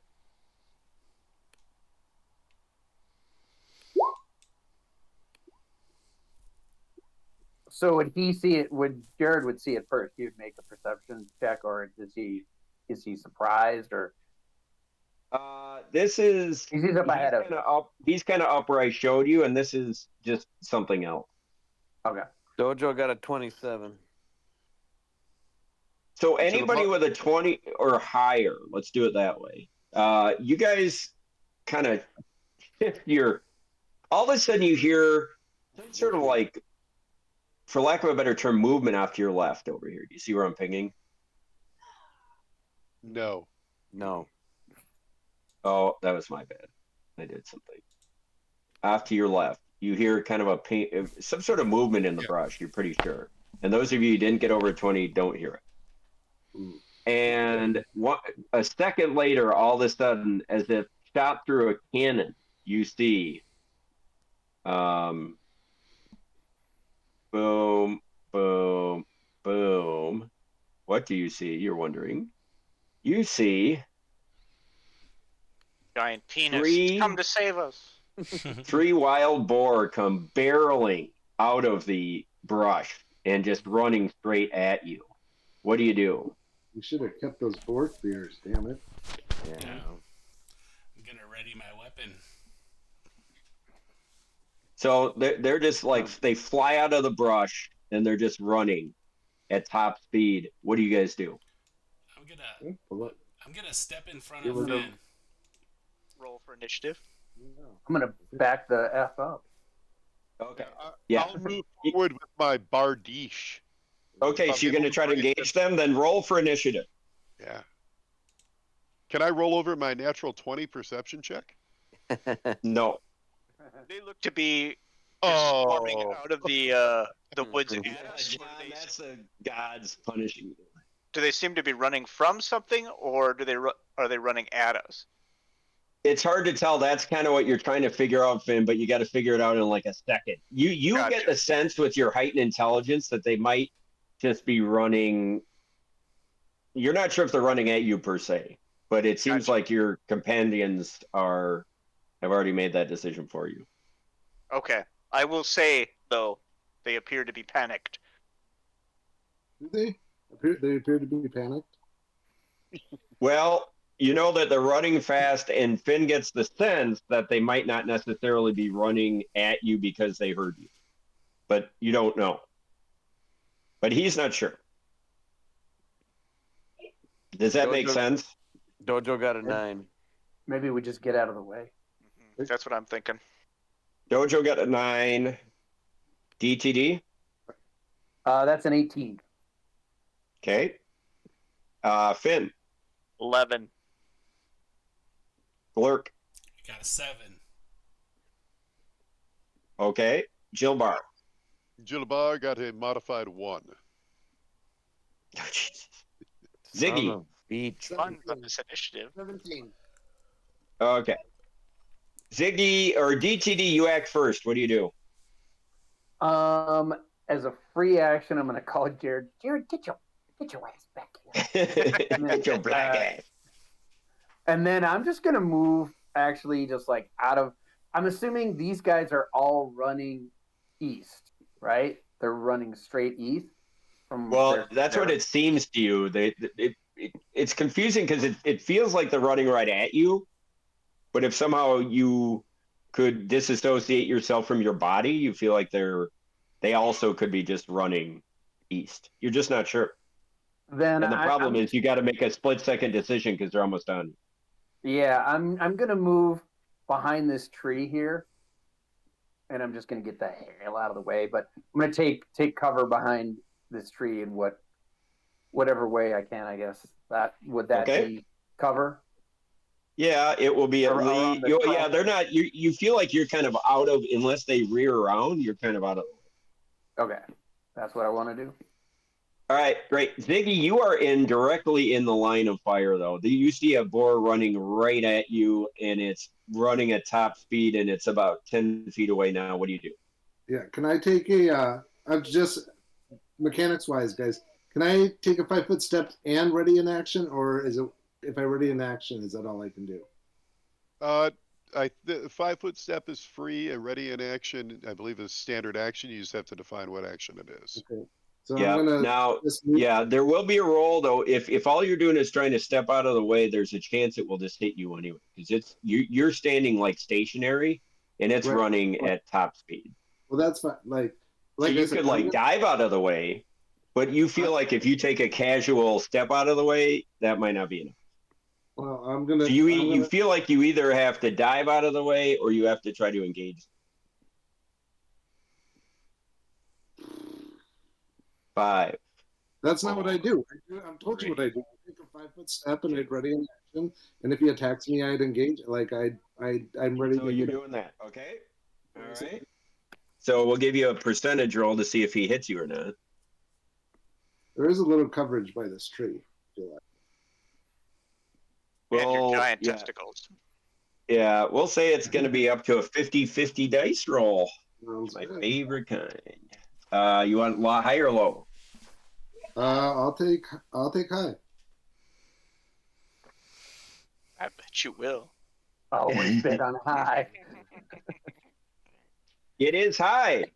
So 93. So you feel like it just flies right by you, and you can smell the musk, and one of its big horns like slightly rips your clothing, and now it's bearing down straight at Gil Bar, which unfortunately he acts last, and the wild boar will go before him, but that's for a different conversation. So the next thing that happens is the wild boar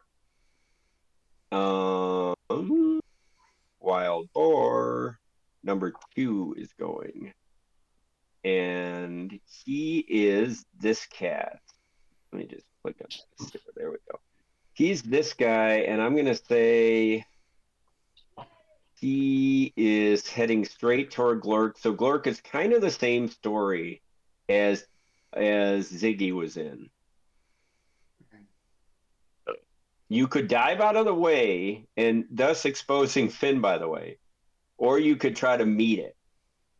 But you can't you could try to take a 5-foot step. If you dive out of the way, you're pretty sure you could get out of the way. But if you do anything but that, there's a chance it'll hit. Is it my turn? Or like trample you. I heard what Finn said. I saw what Ziggy did, and I'm gonna dive. I'm gonna do a roll. Sweet. Which direction? North or south? I'm going. Well, my whole idea was to protect Finn, so I'll go south. I'll go towards him. Well, if you roll backwards, then you're still in his line. What direction are they moving? They're moving east. They're moving straight at you and Finn. So I might specifically the one that's going right now. Which I can't figure out what direction would be the best way for me to dive. Go north. Well, north? I mean, here's the sticky wicket you're in. Is if you go north, there's a chance that one's going to trample you. If you go south, there's a chance that one's going to trample you. Because they're all running east. Yeah. All right. If you go south, you run into Ziggy. So right, that's my thought. Say that again. If you go south, you go into Ziggy and DTD and Gil Bar. I think north will be basically empty. That's why I suggest going that way. But so that way would be good. Well, if you do that, then you're getting right in its line. So your best bet in a weird way is to go like from here to this square and hope you can time it. And we'll give you an acrobatics check that you can avoid it as it runs by you. There you go. So make an acrobatics check. You get a +3. What'd you get? I got a +3, so total is 6. Okay. You're pretty sure you're right in the line of a wild boar that is bearing down on you. So that's you. Been more vulnerable. So. But I don't know how he got there because he was right behind me a second ago. They were never behind you. They were going west to east. No, Finn. I stepped in front of Finn. Oh, Finn. So okay. I was gonna get in front of the boar, but then he disappeared. So I don't know what. What can he do? I get what you're saying. Lousy elves. All right, so this one right here is now you kind of dove right into it, and it's gonna basically attack you. And when I say attack, you're not sure if it's maliciously coming after you or if it's attacking you because it was running and now there's like it's like a reflex reaction, like if you jumped in front of a lion or something. You get what I'm saying? Mm-hmm. You're not sure if it's intentional or not. Mm-hmm. You just know that it's attacking you. And that is a really terrible roll. I rolled a 3, so you are fine. So it kind of bears down on you and it leaps in the air and you kind of did a barrel roll and somehow it just jumps over you. Okay, cool. And we'll say it gets to right here. And that's that dude. And then the next thing that happens back to him is Ziggy went, that boar went, Finn! Looks like meat's back on the menu. Yeah. Finn will do, first thing he will do is reach in between the crease in his buttocks and pull out his mage armor wand, or actually Dojo's mage armor wand, and tap him with it. Ooh. Mage armor going. Nice. So that's your move action and your standard action? That's my standard, at least. Okay. At least we'll stretch the rules a little bit. And then my move action, I'll go deeper into the tree cops.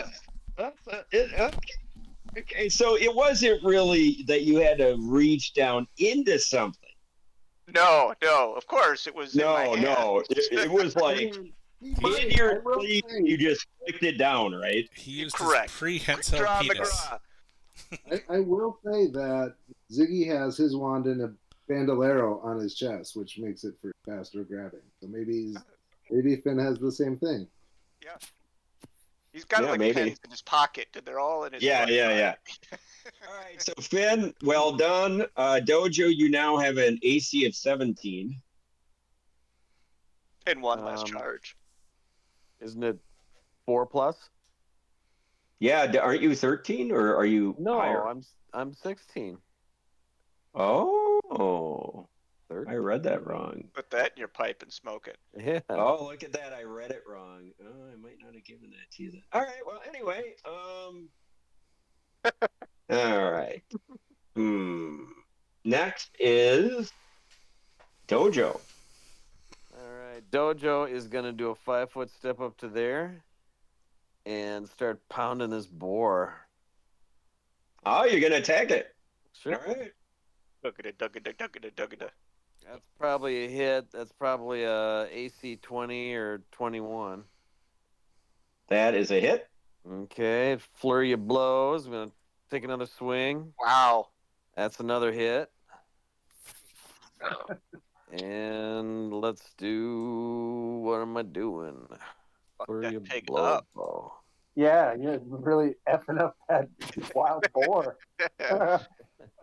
Well, Rito said meat's back on the menu, so Yeah. True. let's go 7 plus 10, 17 points of damage on 2 hits.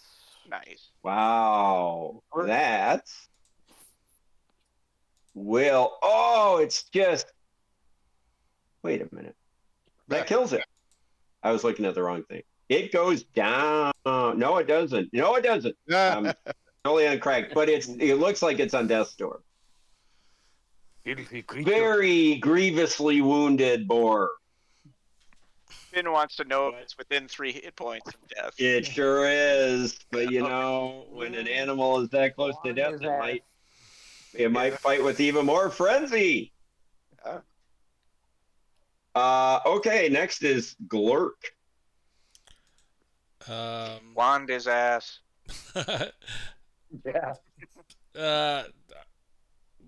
I don't understand why we started fighting with these boars. They're just running past us, right? Well, could be. You'll never know now. Just dander up. What are you It's gonna do? the heat of combat. Don't worry about it. He's not a bugbear, but he acts like one. Right. He plays one on Every TV. bit as thoroughly as a bugbear.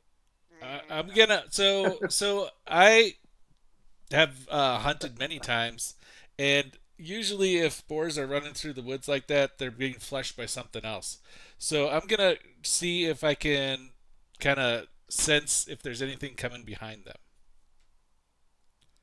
Yeah, for sure. Make a roll. Oh God. Megafauna. If it happened to be perception, that's a 5. You did not. Yeah, it would have been perception, and no, you just, thinking, well, maybe they're just out for a joyride. If it was You're not sure. intimidate, it was a 15. Okay, humble brag. All right, so moving along, it's the other wild boar's turn. We call him Slowy, but he's coming right into Jilbar's business. Jilbar, I'm going to give you that same option as I gave everybody else. I understand you're in heavy armor. But you would still have a chance. It might be painful to jump out of the way, or you can engage it. RD. Well, if I have a chance to brace my bardiche, that is what I would do. I'll say you do. All right, then I'll try and skewer him. Ziggy Yeah, we'll would say get an he attack kind of of runs right opportunity. into it. So we'll give you the equivalent of an attack of And he's got his held action. Yeah. Can I get a swing at it too? No, you're tumbled on the ground. What? Wait, No. no, I took a he five said foot Oh, you step. did a 5-foot step. That's right. And Yeah, ready to I'll let you action. swing it. But then you tumble to the ground. Yeah. Yeah. You faint. That's going to be AC 17 for Jilbar. Oofda. 20 for That is a miss. No, I'm joking. That's a hit. Both of them? Mm-hmm. What was? Yeah. Yep. 2 hits. He's already dead. You're gonna die up there. Okay, that is going to be 17 points from Jilbar as the Raymond. brace is doing double damage. and nine. Okay, he looks 9 grievously points. wounded. Ziggy. 9 points for me. He goes down in a flurry of death. In a flurry of pork. Yep. Yeah, and Yeah. as he goes down, how do you describe your kill, Ziggy? Because you give the killing blow. Oh, nice. He was going fast, so I kind of just got him. I kind of got him in the hammock, right in the back, and I just took a nice slice, like a butcher now with the scythe, and just take a big swath of his butt. Okay, and in your killing blow, unfortunately, this beast gives out a Uh-oh. screaming, loud squeal of death knell horror as it takes its last breath.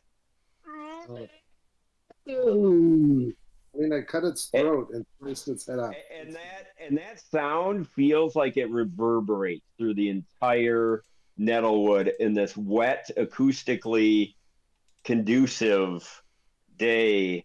And it's sort of like, remember in Predator when you heard Predator screaming through the whole jungle? It's kind of like that. Perfect. No. Yeah, perfect is right. Will you ever win? Yeah. Screaming away. And then silence. So at that, it is now the second wild boar. Actually, no, it's Jilbar's turn. Bardiche. I will go ahead and Bardiche is asking. Bardiche. Yeah, wouldn't you tell me? Wouldn't you said it was like an attack of opportunity, but I think that would just be my action. If not, I would be happy to attack this guy. But Yeah, that's a good point. I think because it kind of ran into you. You know what I mean? yeah, well, if I'm able to attack, Yeah, well, but you used a reach weapon, right? Yep. So you tell me it runs into you, it kind of jumps onto you, right? Like the horses that jump onto like the English pikemen in a battle. Yep. And then your Bardiche went through him, and then Ziggy cut its butt off. And like when it gave that that final squeal, this is a big animal. You're like bracing on it, and it's like screaming into your face. Yeah. So I would say unless you drop the Bardiche, and if you have some sort of combat proficiency where you could pull another weapon and make a quick turn and swing or something. Yeah, no, I would prefer to just extricate the Bardiche from the boar. Yep. Yeah. And kind of resume my defensive stance. Yeah, I think that makes sense. Okay, next thing that happens is this. Let's see. It's actually DTD at the top of the initiative round. So the board that's like directly to the north. Yeah. Of me, And he's scooting, right? So we'll say you know what I mean? He's like running. It's like real time. That's kind of what I wanted to know is he's just chugging. Yeah, he didn't like stop to turn. He's still running. Make a perception check. Okay. Oh wow. Ooh. With your keen senses. With my keen you notice, senses. Yeah, you notice as you're kind of somewhat removed from this fracas that this boar is significantly smaller than the other two. Mm. But it's like is it like a Delicious youngster? Yeah, you're getting the sense that you might have just be in the process of slaughtering a family running on a Sunday jog. That's a youngin. All right. Well, But you have almost no time. I mean, this is all moving. Boom, boom, boom. So do you do anything? Yeah, I'm gonna send Jared out to this part of the woods to where they were coming from. Yeah. I'm gonna send Jared out to kind of that direction. Okay. Scope it out. Yep, makes sense. Jared, get your ass. I'm so mean to Jared. Yeah, you really are. Yeah, well, he's gonna write a tell-all. He's gonna write a tell-all after this. Oh yeah, he's already working on it. Yeah, so I'll send him out there. Do you have I sent you a JPEG for Jared. Do you have a Jared JPEG? Oh, you did? Yeah. Oh, yeah, I think I have it. I'll try to dig it up. I forgot about that. All right, but I'm gonna send him like right, into yeah, no, didn't there. I have him out there the last time we played? So yeah, I'll grab it. Okay, so that's that action. The next thing that happens is, sorry, I'm going upstairs to get ice. Dojo. Yes. What do you do? I will try to finish what I started. Okay. That's a potential fumble. Oh, no. Fumble averted. Second flurry. Yeah. That's probably a hit coming in at 21. Okay, make an intelligence check. Intelligence check. That is, hold on. That's a 12. Okay. Yeah, never mind. All right, go ahead. That was a hit. Yep. So that's Describe your kill. He's kind of frothy, spitting, blood and flop at me, and I just, kind of put my hand on top of his head, strangely, very gently, and then he dies. Yeah. Oh. Well, okay. Do you break his neck?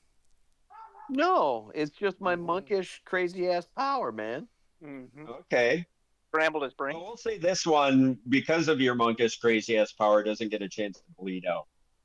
Just sort of like collapse. All right, sweet. So you got another one down. Don't disturb my And now friend. this. Head tired. I think you skipped Ziggy though. Yes, I did. Yep, that's And my maybe bad. Cindy. You go next, Ziggy. Go ahead, sir. Okay, so just really quick, this guy, the little baby guy, like, did he move last round? Is he still tearing through here? He's still running. He's just a little slower because he's got smaller legs, but he's probably right there now. Little baby. If we're gonna do this, let's. I'm gonna. Does any intelligence check to tell me not to just finish what we started and get this done? You tell me. All right, then I'm just gonna step up and get it done. Finish this. Okay. Baby killer. Yeah. So that is 11.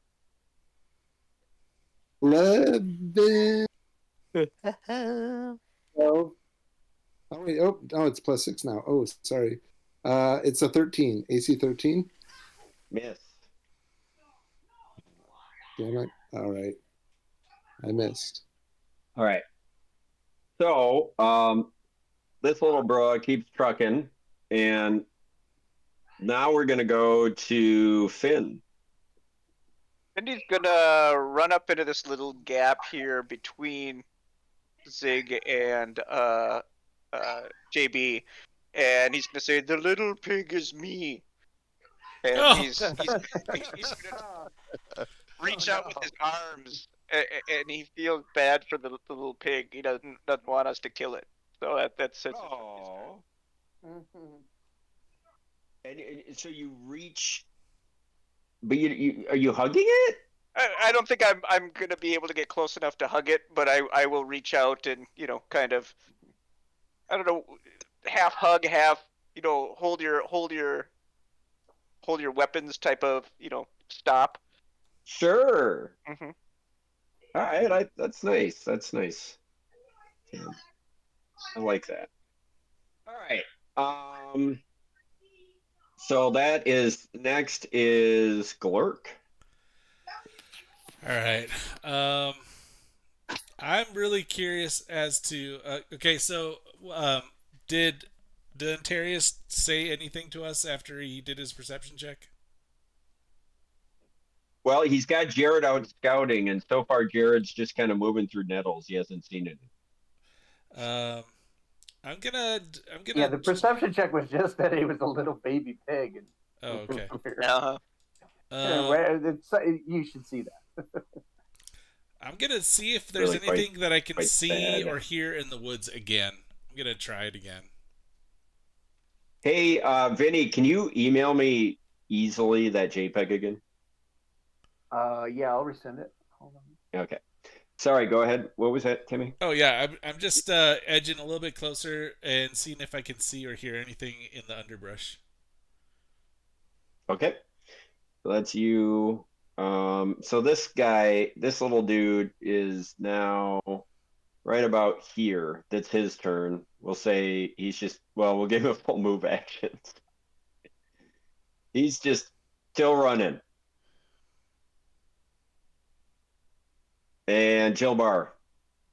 Well, since Finn requested mercy for this creature, I will not take my attack of opportunity. I'll let the little run by.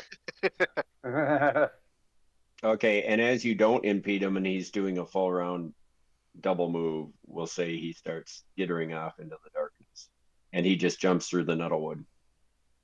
And within 15 seconds, all is quiet. DTD, Jared is kind of pottering about that Nettlewood. I don't know how far you want him to go, but there's nothing. Yeah, I mean, it's. I mean, I'll send him out there maybe 60 feet or so, and if he doesn't see anything. Yeah, so he goes out, doesn't see anything. While he's doing that, I'm gonna start dragging this one corpse just kind of under the tree, just so if something like busts through this clearing or passes through this clearing, like with a big just to make it. And then I'll say Dojo. I assume you do the same over here. Yeah. All right, so while you guys are kind of cleaning up the mess and doing all that and kind of dusting the dirt off of you, Glurk, make a perception check. Holy fudge! Indy doesn't shut up about thanking you, JB. He keeps talking. That's a natural 4. Nothing. Oh. Okay, natural 4, you say. Okay, well, we'll just we'll say that's you're just kind of staring into that wood. You do get a sense that there's something there, you just can't see it. I'll go over. I think there's something back here, guys. Can I see? Right, so you guys go over and give me a perception check.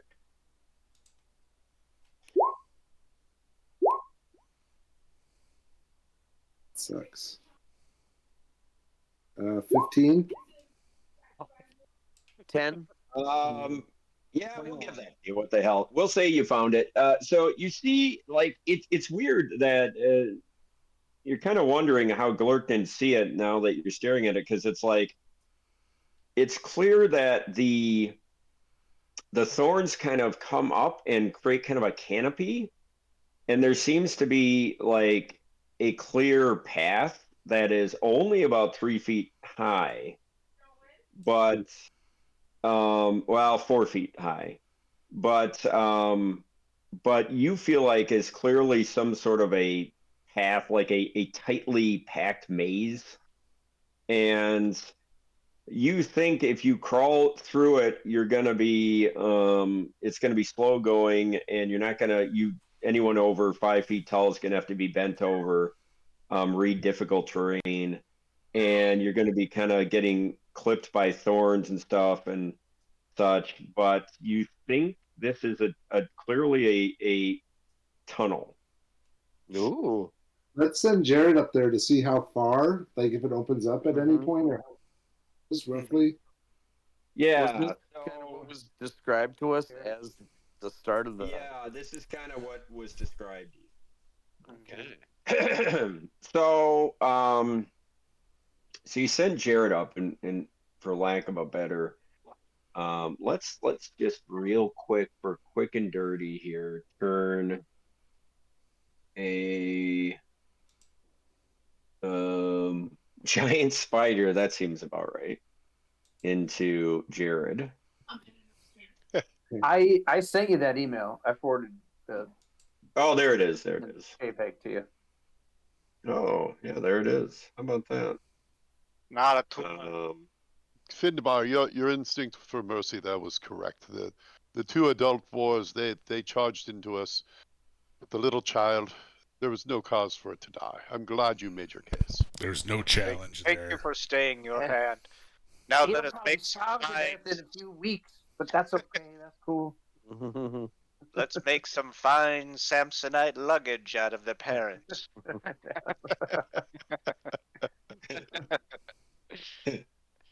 All right, so there's our little bro, and Bam. we're gonna Little bro. yeah, we're gonna knock him to make him half the size, I think is fair, just because he's a little wood hauler. And so there's our little Jared, and Jared's gonna go through here into the darkness, and as he does, I will reveal with a polygon reveal. Uh-oh. Polygon reveal. And so it starts. Time of the night again. So he's gonna go through, and he's gonna kind of scout out the area, and you see it opens up into kind of a few different paths. Jared, do you want him to go left or straight, or does he have his own agency? I mean, he has a 7 intelligence. He knows why we're here, what we're doing. So Okay, so we'll say he kind of goes whatever this is way. the smartest choice, for a. Yeah, Jared and you are just as smart as each other. Yeah. That's awesome. So he kind of goes over to where I put him, and he sees, I'll describe it, a 4-foot high tunnel winds through the dense briars and nettles. The floor is hard packed earth with patches of wiry plants growing stubbornly here and there. And as I had said before, if you guys are bipedal, medium size, going through these tunnels, you're going to take a -4 penalty on attack rolls and AC, and you're going through difficult terrain, just to give you that heads up. But when he goes specifically to that area,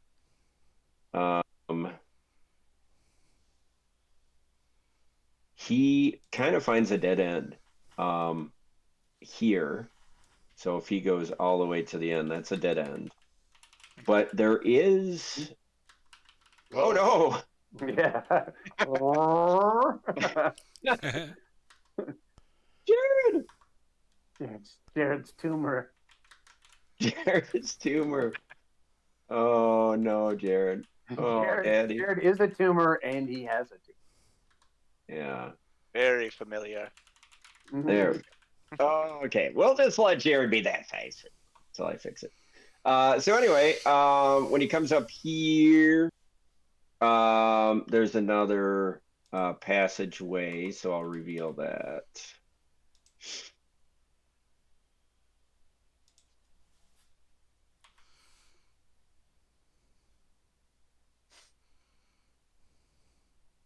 It keeps going. And you want him to keep going ahead? Yeah, we'll send him a little further ahead. So you could send him up to the edge there, and then let me see here.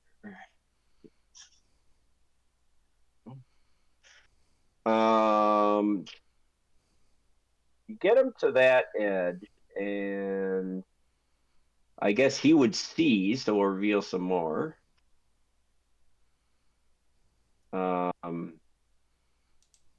He would see this, and he would see up here, here, here, and here.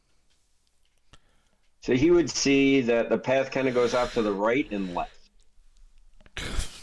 And is that like a clearing, or is that still the tunnel? Yeah, that kind of, it's kind of a little tricky, the map, because think of it as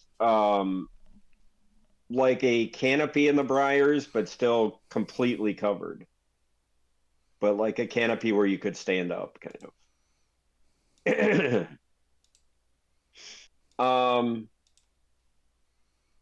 What do you guys do? A full-size person could stand up there? Yeah, just in that kind of clearing area. It wouldn't be bad. We could go up there. Another foothold there. Yep. Let's get in there. Take and hold. Beachhead. Mm-hmm. All right, so everybody move up there. Mm-hmm. Position yourselves. We'll say Jared's there. Everybody put you where you want to be.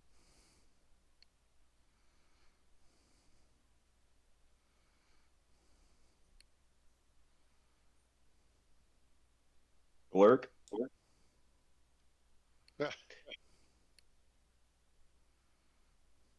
Let me know when you guys are where you want to be.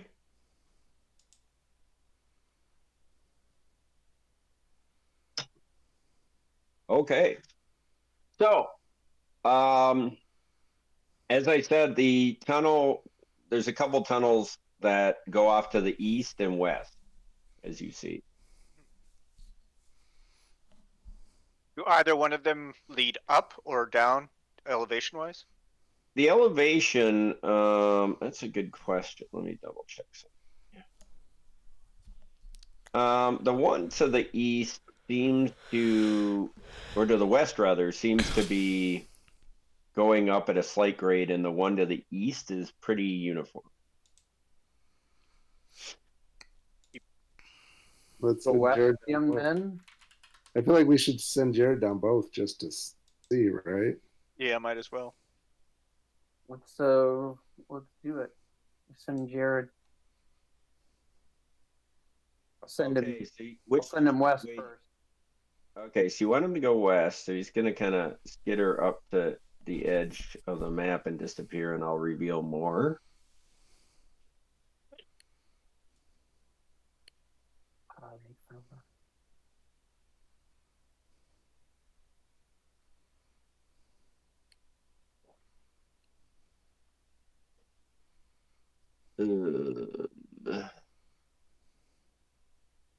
There we go.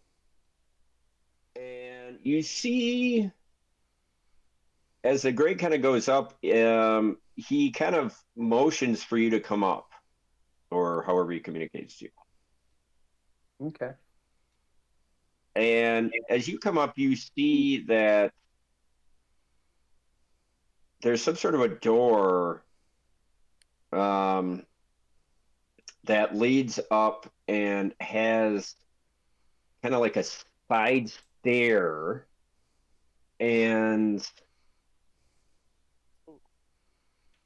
up to what you would consider to be some sort of a watchtower, maybe. Oh, okay. So this is like a wooden door? Yeah, no, it's still in the nettles, but it's like when you get past it, I'll show you. You see kind of like natural steps that go to a higher grade, and if you follow up there, do you guys go up there? Just kind of follow up this grade. Mm-hmm. So it kind of climbs up to a hilltop, and you can see the sea to the west. You can't see east or north, but you can see west, and you're guessing this is some sort of a watch post. It's abandoned. You can see it was at one point, presumably, people by goblins, but you don't know why they're not here now. Is it just like a clearing, or is it like, does it have? So imagine like nettles, you're going uphill and you kind of come up to the crown of a hill, and as you crest it, there's still nettles on all the sides, or like what do you call it? Hedges, kind of like a natural battlement, but you can see over it into the sea. Yeah, so there's no longer nettles over our heads though. This is like the first, like now nettles are nothing's over our heads when we're on it. Right. Was it recently manned? Kind of. What's that? Was it recently manned? Make a perception check. I could do that. That's not great. 12? You're not sure. But in nothing very recent, that's for sure. Like, there's no clear sign, within the last few days. Okay. Is there like a fire ring here, like, or does this just look like just some place where they would check, but not necessarily stay the night or anything? Not like a. In other words, it was like not permanent. It's. No, it looks like a guard tower, for lack of a better term. This could be pretty hard to spot if we were stumbling on an active, non-abandoned guard tower. Mm-hmm.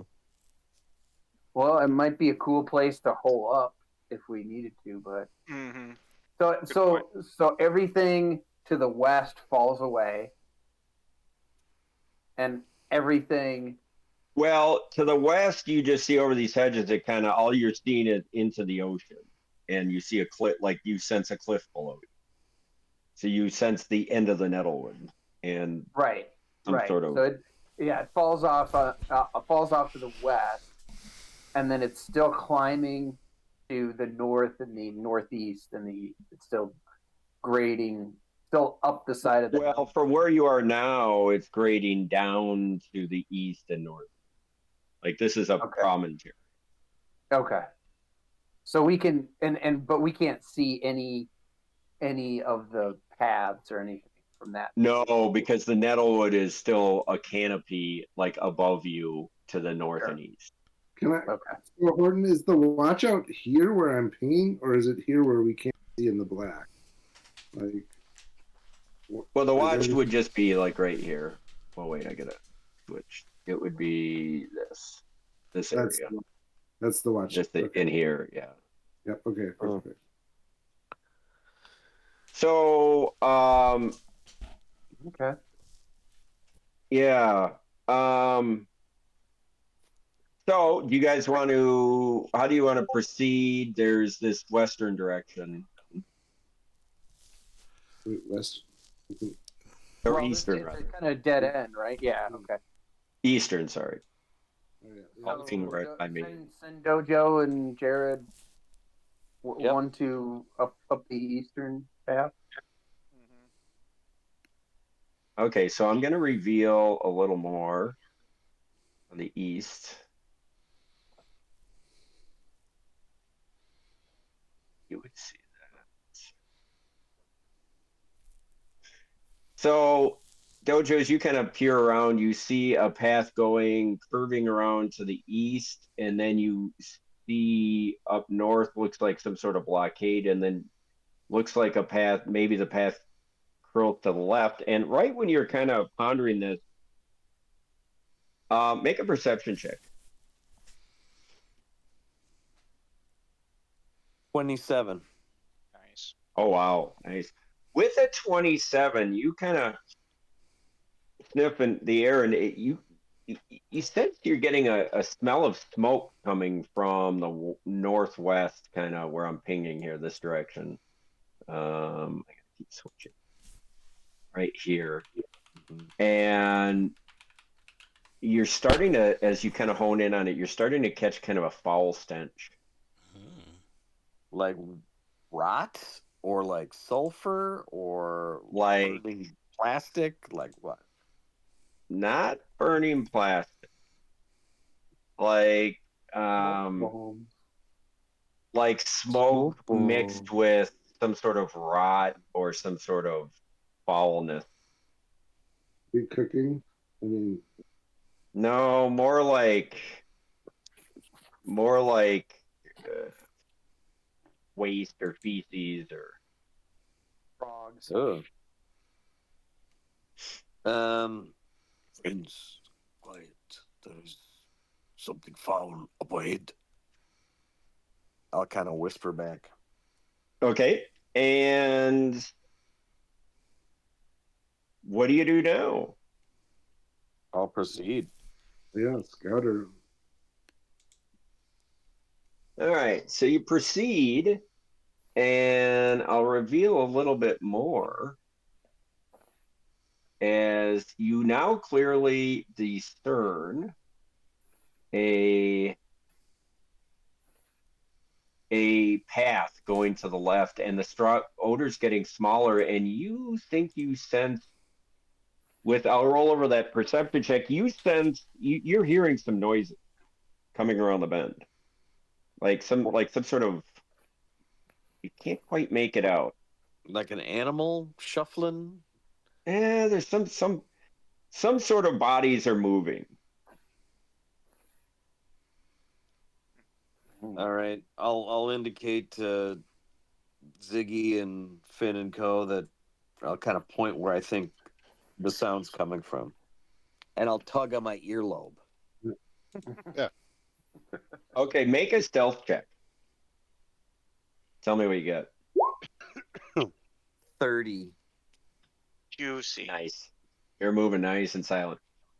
So you're kind of communicating that, doing your signs, doing your Navy SEAL signs, and as you move up there, I will reveal a little bit more that I think will be most revealing. Indeed. You look around and you see a bunch of goblins moving around and kind of moving. They look like they're preparing for lunch, and they completely did not sense it. Okay. And what do you do? I'll kind of tuck back to here. Yep. And Okay. Make a stealth. 26. Yeah, we'll say that works. You think you snuck away. And now that you kind of seen them, you feel like you're hearing some kind of chatter in high voices. Sure. I do speak Goblin. Yeah, you can't piece it together, but it sounds like something Monet like, yeah. Like, hey, yeah, kind of. It's like, hey, Tommy, give me some. And you hear, hey, Clarence, get off of my foot. That kind of shit.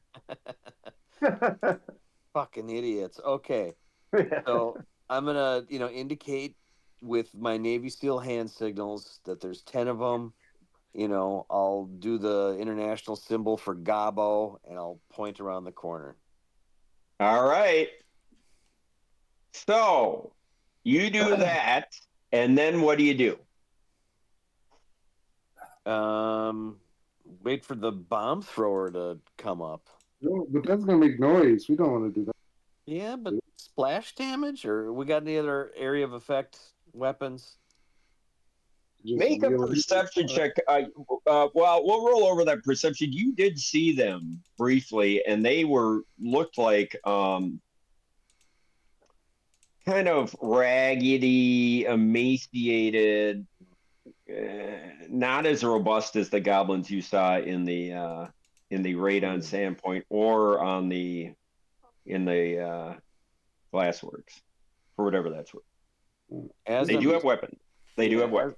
As I'm describing them, I'll indicate with monkey paws that these guys are pusses. Yeah. Okay, let me just make a roll here. I mean, no, okay, so far so good. I'm gonna call Jared back to me. Yep. Let me give you agency over him. Actually, I should. Ziggy wants to wheel in and says, "Let's not throw bombs," but in silent language. Charge in on 3. Right. Start cutting. Vinny, All right, Vinny, you should be able to move Jared now, Vinny. Yep. Okay. Well, let's roll beef in, see if we can surprise them, and then. All right, tell me exactly what you're doing and who's doing it. First of all, position yourselves exactly where you want to be, and then tell me. And if anybody moves beyond where Ziggy is, you're gonna have to make stealth check. So, do we want Jill Barr kind of with the 3 tanking? Yeah, I think Joe Barr. Yeah. Well, just a question: is this in the 4-foot high area? Well, that's a good question. Good question. It is not. It's a canopy area where you think that you can stand up. Maneuver. Oh, Okay. yeah. Meaning once we get in here. Yeah. Or this whole area, or is this tall enough to? So the best way to characterize it is you're going to have to slink, down, and then once you get in here, it opens up. Well, that's if we're gonna fight these guys, that's where we want to fight for sure. Yeah. Choke point. Old arc. Full dark. Yeah. Let Charlie know who did it. Yeah, exactly. So on the slinking, to get really technical, how far do we think we can slink a turn, like in a movement? Like, can we still slink 30 feet? Well, it's difficult terrain, so you're moving. You're gonna have to make stealth checks. I mean, and you're moving at what is it, quarter speed? I think.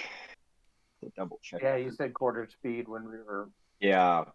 Before. And so you're kind of like frog crouching and frog marching. And then you also got to be really careful because you're in nettles and briars, and there's a lot of shit that can make noise. And the DC check, the closer you get to them, the DC checks will get higher, as you might imagine.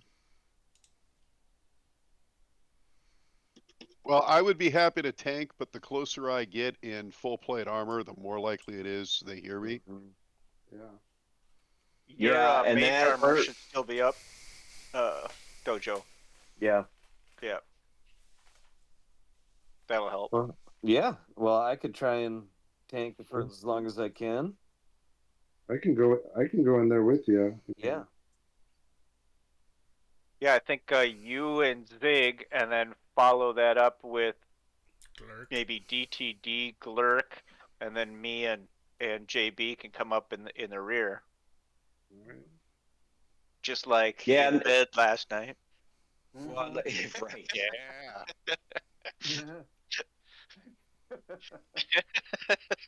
And the one thing you guys do know, remember, these guys all have. Eating ass all the way. What were you saying, Horton? You know, you've fought enough goblins by now. You're kind of getting to know their MO. You know that they have what would be the equivalent of meta terms of a high initiative. They're very keen and aware, and they're stealthy themselves when they want to be, but they're also kind of their strength would be dexterity, right? So they're going to be hard to sneak up on. But I think we can box them in there at the same time, right? It looks like it, right? Yeah, yeah. You think that wouldn't be a problem, but you're almost wondering if at some point you don't just want to start charging in and Yeah. For Yeah, all of us. yeah. Yeah. Just block the exit and we just mop. The other option Well, is that's what to not deal with them. No, because then they're going to be behind us. I don't think we want that, right? But I feel like if Well, wasn't there like a watchtower somewhere close to here? Just to the left of it. yeah, it's Or- But abandoned. it's empty. It's empty. Yeah. Mhm. Yep. You were there. You were at the watch. I'm surprised we That's didn't it. get there. Hey, Jay, Dojo, you feel like you hear, hey, JJ, do you hear something? Oh, no, think we we gotta did. go, guys. Toss in the Uh, frags. Fucking around. Leroy Jenkins. Yeah. All right. Yeah, Leroy Jenkins. This is a perfect Leroy Jenkins. Somebody make a move. All right, everybody, Leave. roll for initiative. Leave. Maybe don't move your guys. We roll for this. Right. I think I've rolled like a 5 is the highest 15. tonight. Dojo got a 15. Dojo got a 15. Yep. Oh, God. I got a 9. I got a 1 plus 2. Well, 3. that kind of makes sense because you guys are moving through difficult terrain and you're crawling. So, like, in your mind, you're charging, but you're like, oh, this is a really clumsy charge. 18 for Ziggy. Okay. Who got the 9? I got a 9. GTD's Okay. 9. Yep. 9? Jilbar? Modified 6 for Jilbar. Oh. Finn? I can't get my dice roller to go in embedded here. I gotta log out. Remember, you guys can use your own dice. You don't have to do it on the board. Oh yeah, I'm gonna have to That's do the that. case. Yeah. Timmy the first to I still got a jump 3. on that train. I rolled a 15 plus 10, 25. Oh, my God. That's probably important. Glurk. 3. Nice. I love you guys. All right, so let's give me 1 second to shuffle these numbers in my advanced sort range. You got that mine was an 18, right? Yep. All right, so the first humanoid that goes is Finn. Okay. And unfortunately, there's really not a lot I really want to do first. Let me log in here. Okay. Back. Let me find the board. Gotcha. Okay. Gotcha. Got you where I want you. Now I'm gonna eat you. 5, 10. Can do I need to wrap around these trees here, or can I? Open up YouTube. This is. Oh yeah, you do. Even and Finn, you're so tall, and like you're also not wearing sturdy clothes. Yeah. If you're crawling through these nettles and they're like cutting you up, and you're getting really agitated, and it's really hard to move. Well, I'm gonna make my way through there. Still 5, 10, 15, 20, 25, And it's half movement through there. Is that what it is? I need to double check because I could have sworn I said quarter. Quarter move. Wow. Whatever Okay. difficult terrain is. Speaking of moves, are Ziggy and Dojo and Glurk actually already? No, you're right. We should combat? move to where we were. Because we haven't moved yet. That we should. You haven't moved yet. move. Okay. Yeah. Fools rush in. Mhm. Well, That made a difference.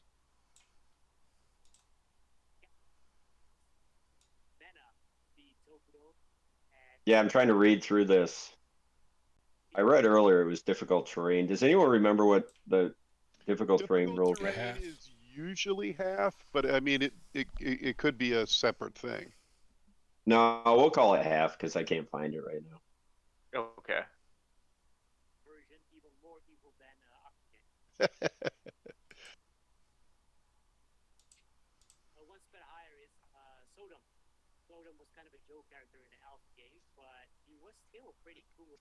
What am I hearing? Yeah, I don't know. Who is that? Is Bruno, it Anna? Bruno's listening to Japanese manga podcast.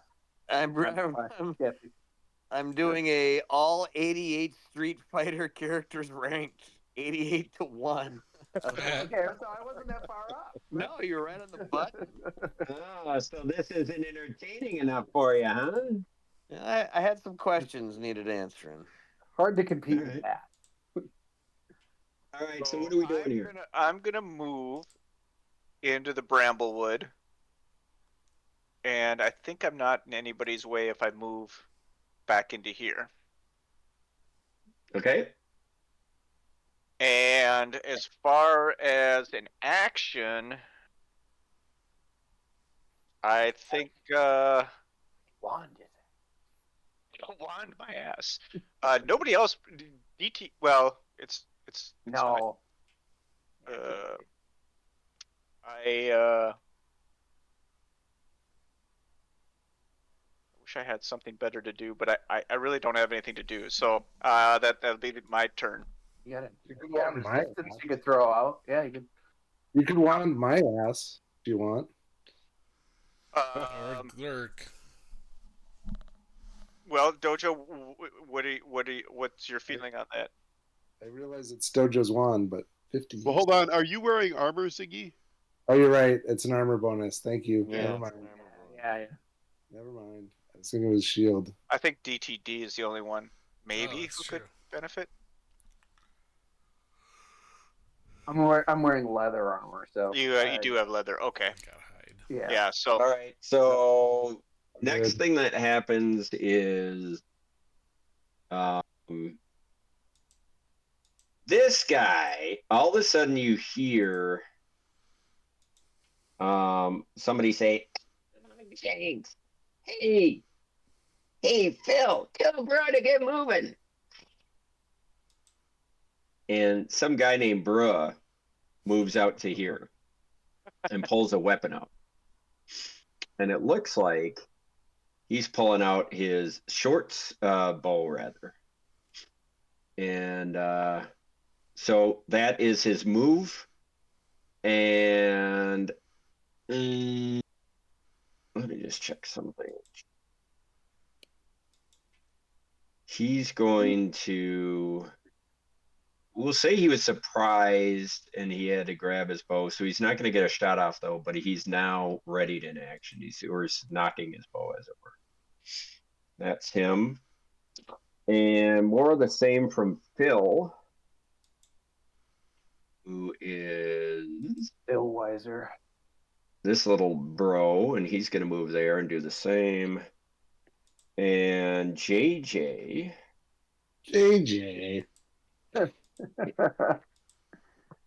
Is gonna move up here. Are these guys like a K-pop band? Is that what the? Yeah. Yeah. And the next thing is Ziggy. All right. For better or worse, we're engaged now. I'm gonna go right here, and I'm gonna cut. I don't know. I'm gonna cut the guy right in front of me, I guess. This guy. What's your movement? 30. So that was 15. 'Cause I thought Okay. it said- Yeah, you can do that. All right, so take a swipe at let's see, that is Phil. All right, Phil. Oh, No, no. Oh, no. Roll It's been just a one. shitload of Yeah. ones tonight. I don't know what's going on here. Let me see. Should I confirm for?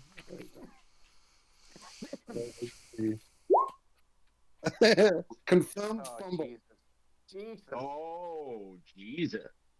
Okay. Oh, no. Confirmed Auspicious fumble. start. This is going well. And what are you wielding? Let me get the critical fumble table out. I have a scythe, which is a slashing weapon. Okay. Slashing. Okay, let me get to my slashing.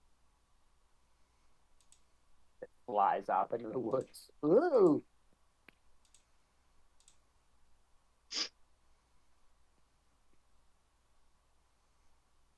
Oh, that doesn't make sense. Um,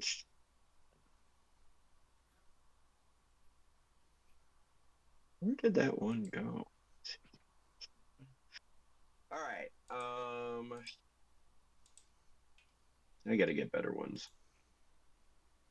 Oh no, your attack hits an ally within range and is a critical threat.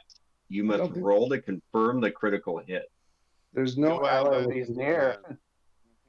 Okay, so we'll say that you just missed and embed your scythe in the ground, and you're kind of tugging at it to get out, and we'll say your round is wasted. Okay. Okay.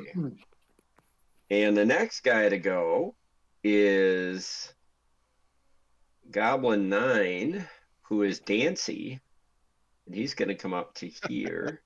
Damn. They're not very smart. And Dojo, you're next. Okay. You're better than Well, me. I will go right here and I will swing. Okay. Take your swing. That's a 19. 19, that's a hit on Bruh. Bruh. So that is an 11. 11 points of damage. 11 points. Describe your kill. Nice. You know, it's kind of I do like a front handspring and then come down with both feet right on the top of his bean. All right. And he just goes down in a crumple, and you hear Phil and some of the other guys behind him. James, you got Quivering Quim. Yeah. Are they demoralized? And yeah, the next guy who goes is, let's see if he can get to you.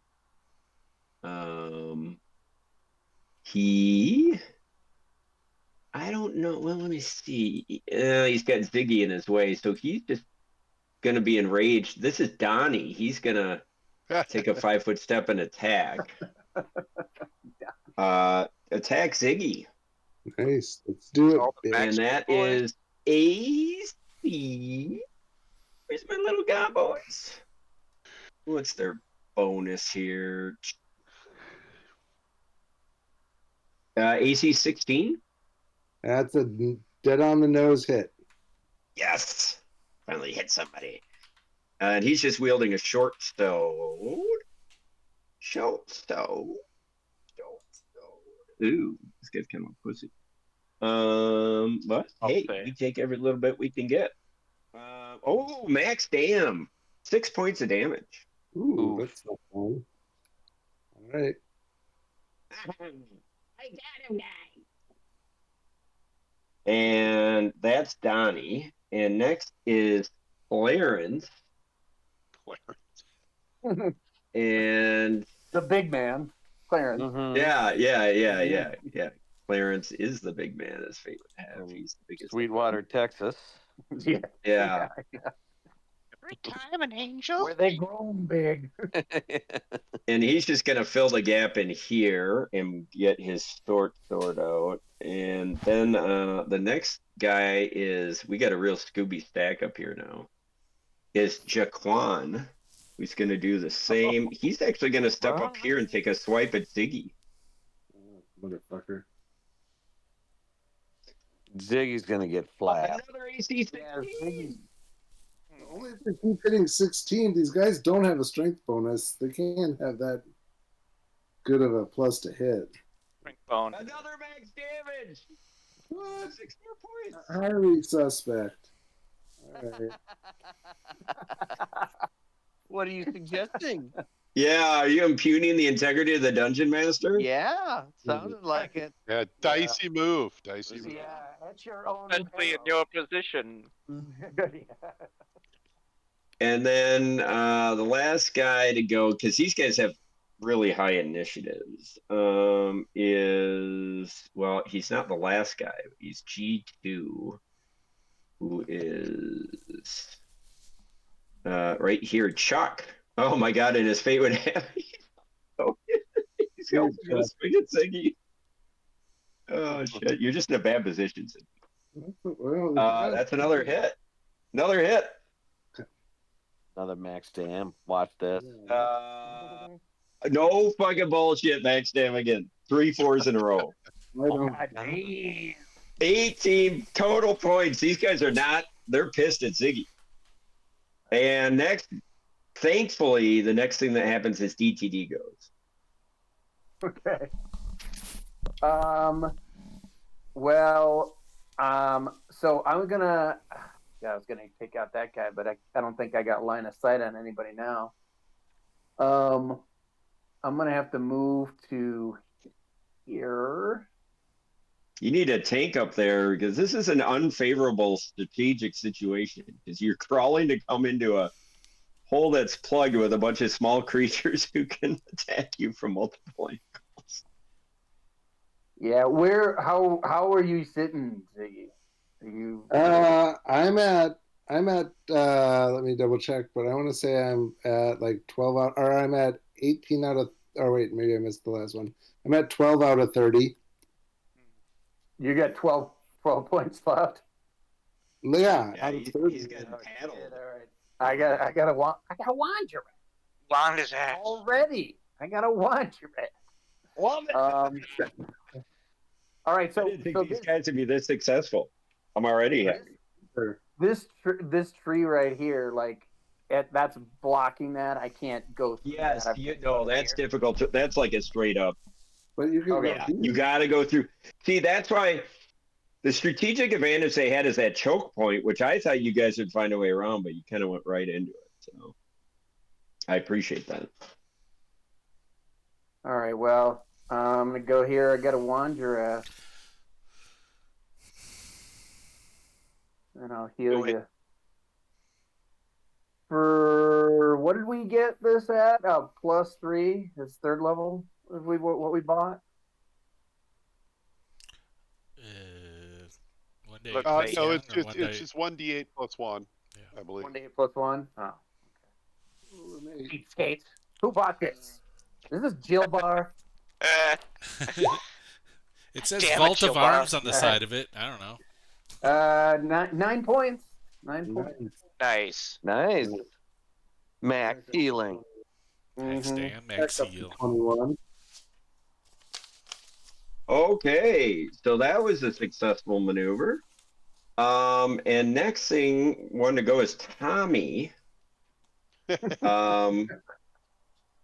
Who, as fate would have, you can't make this shit up. You were just in such a bad position, Ziggy. He happens to be I feel like everyone this around me- guy right here. That guy hit me first. No, that was Tommy John. this guy, and then this guy, and then this guy. These other 3. This is the one that hasn't gone yet.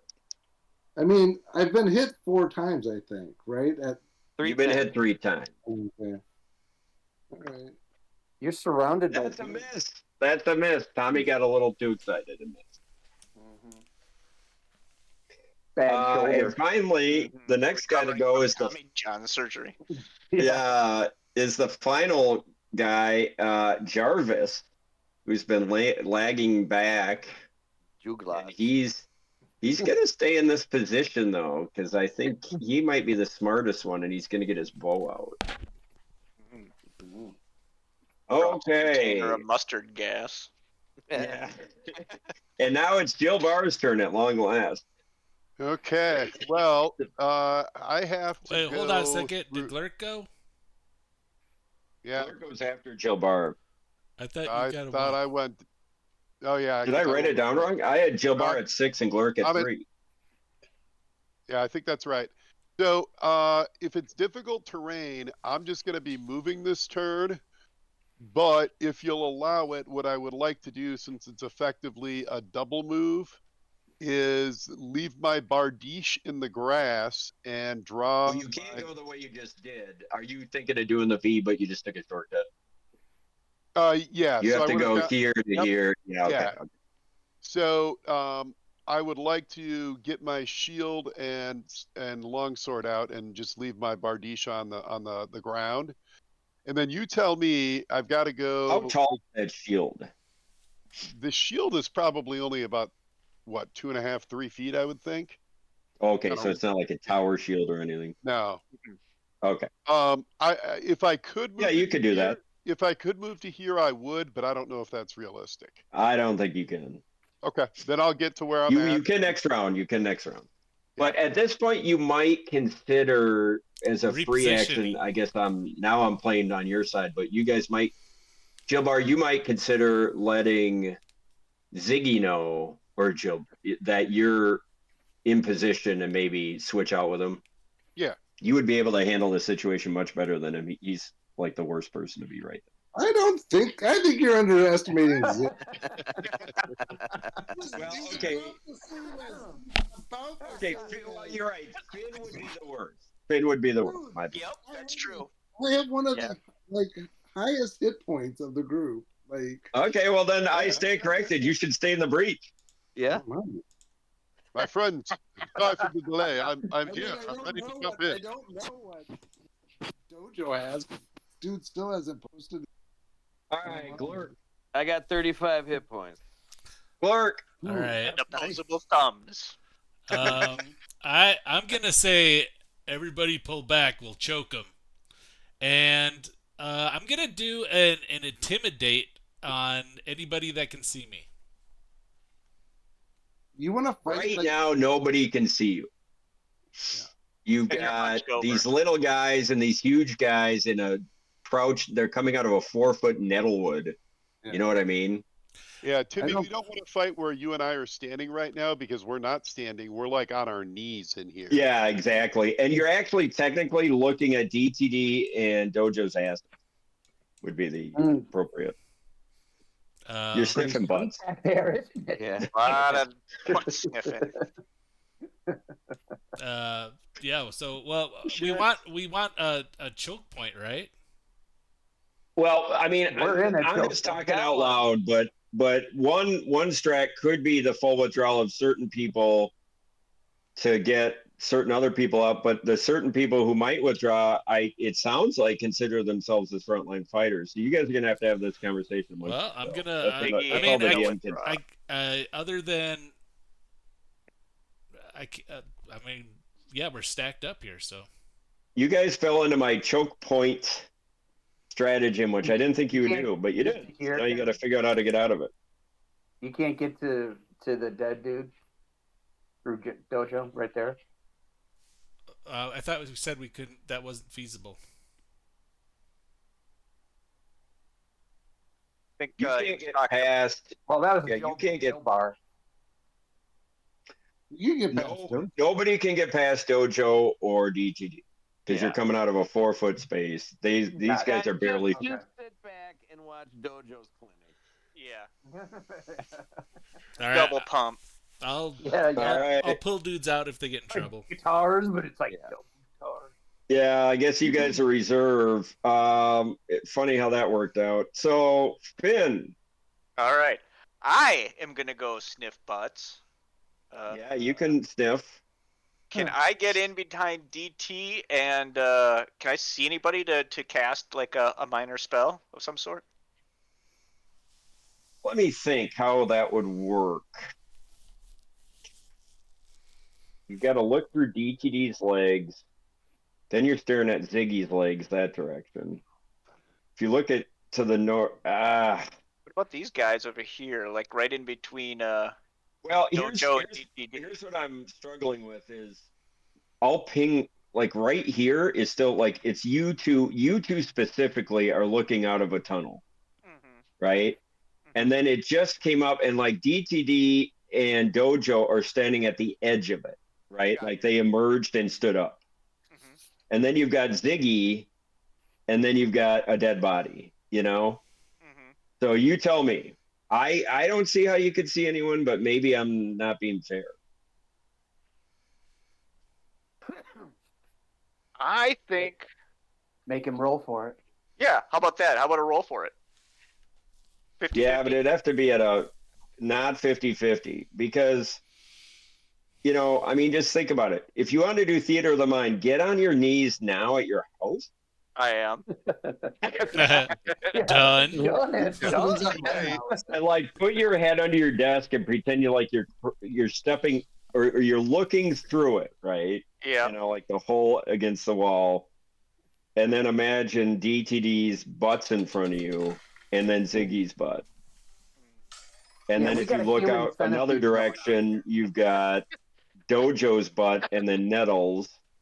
I'm gonna open my mouth and accept DTD's gift then. Yeah. Fluids.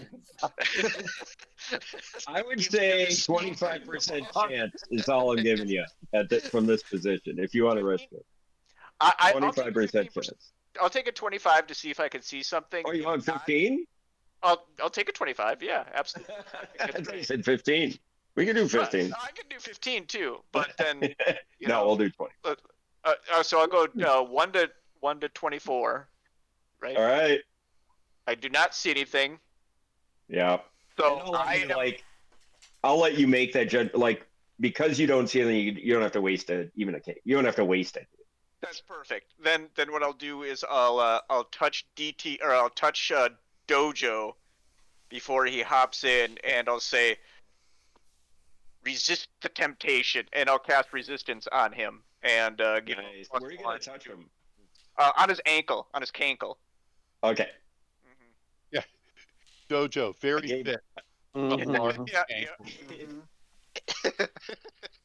You goddamn bugbear. All right. The next thing that happens is it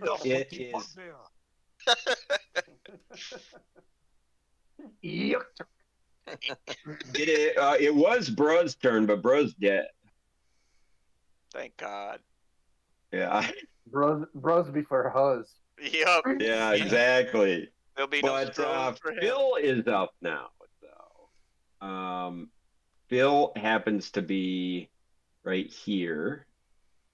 And as such, he's got one person he can attack, and that person is Ziggy. Do it. Banger to his friends.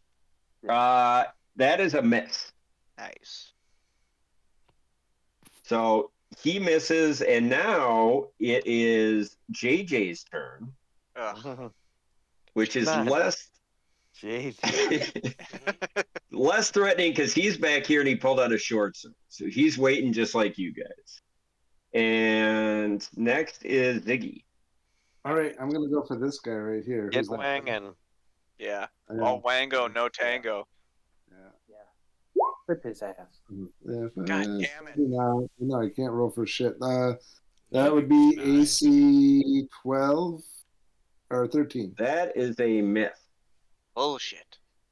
Mm-hmm. All right. So Ziggy misses, and then the next guy to go is Dancy. Dancy is one of these guys back here, and he's him specifically. He can't get in there, so he can't do anything. And now it's Dojo. All right, Dojo's gonna step up here. Good boy, Weeks. But I'm gonna 5-foot step it. I'm gonna do power attack on all of these, and I'm gonna start with the one that's right in front of Ziggy. As Okay, so you're gonna start with that would be Chuck. Yeah. So first swing. That's gonna be a Nice. hit. Jojo. So I know. but that's 6. Okay. 6 points He's of damage. still up. I'll do a flurry on him again, try and get his ass down. Another hit. That's 8. No. He's dead. Nice. More than, Describe your more than kill. 10. Kind of doing some kung fu stuff, and then haphazardly, I just kind of hook him in the eyeball with the thumb, and that's enough to Sure. do it. Then Was I'm it- gonna was it that guy extend. now, or was- No, which guy? it's the one the next one down, Horton. I put 2 Okay. on him. Yep. And The then one right guy in front of right in that's front of Phil. Phil, yeah, I get Phil. Then I'm gonna spend free action, spend a Wait, key you're point. attacking Phil, right? No, he already did. He's That's his dead. kill. He's dead. Phil's dead. Oh, I just killed Chuck. Right. I'm going after Chuck not right Chuck. now. I'm going after Oh, Chuck right now. I put the wrong X on. Sorry. Dead, Yeah. dead, baby. No. Zed's dead. Okay, Phil's so dead. Phil's dead. Chuck's Yep. still I'm juggling. burning a key point, and I'm going to do another attack, this time on Chuck. I got you. And, yeah. Oh, And that's, So that's a miss, but it's not a fumble. good boy. okay, good. So Phil's dead. Chuck's still okay. Well, kind of unfortunate you just killed 2 guys high in the initiative order, but that's not anything you can control. Yeah. All right, so that brings me to Donnie, where's Donnie? Disco Don. Don Juan. Oh, he's way down here. Where the fuck is Donnie? Did we kill Donnie? I don't know. I don't think so. He just Yeah. fell and he went down first. Phil And dude. Phil. Oh no, Donnie's way up north, and he did pull out a short sword, so he's still chilling his pit. Clarence is next. Can Clarence do it? Big man. 5 eyes. Yeah, he can. Here's Clarence. So you stepped right into Clarence, and he's gonna take a swing at you, Dojo. Do it. Do it. Oh, 19. 19's a miss. No, I rolled a 19, bro. Oh, okay. Let me just check something. Now he doesn't. Is that with a short sword? Better check that bone. Okay, so that's an AC 21. Barely. That's a hit. Okay, so Is let's that do damage. Another fucking. This is incredible. I rolled 4 4s. I mean, how? So that's 6 points. Nice. Thank you. Last 6 you'll ever do. Yeah. Clarence. Clarence We knew him coming now. through in the clutch. Now it's Jaquan's turn. Jaquan is going to. Led the Let's see. NFL in rushing yards last year. Jaquan is right here, and he's got the shot at Ziggy. Dude. Oh dear. No, barely misses. So Jaquan missed, and now it's Chuck. Good old Chuck. Chuck's right in front of Dojo. He'll take a swipe. Missed. You got to roll pretty much perfectly to hit Dojo. Now it's DTD. Fine.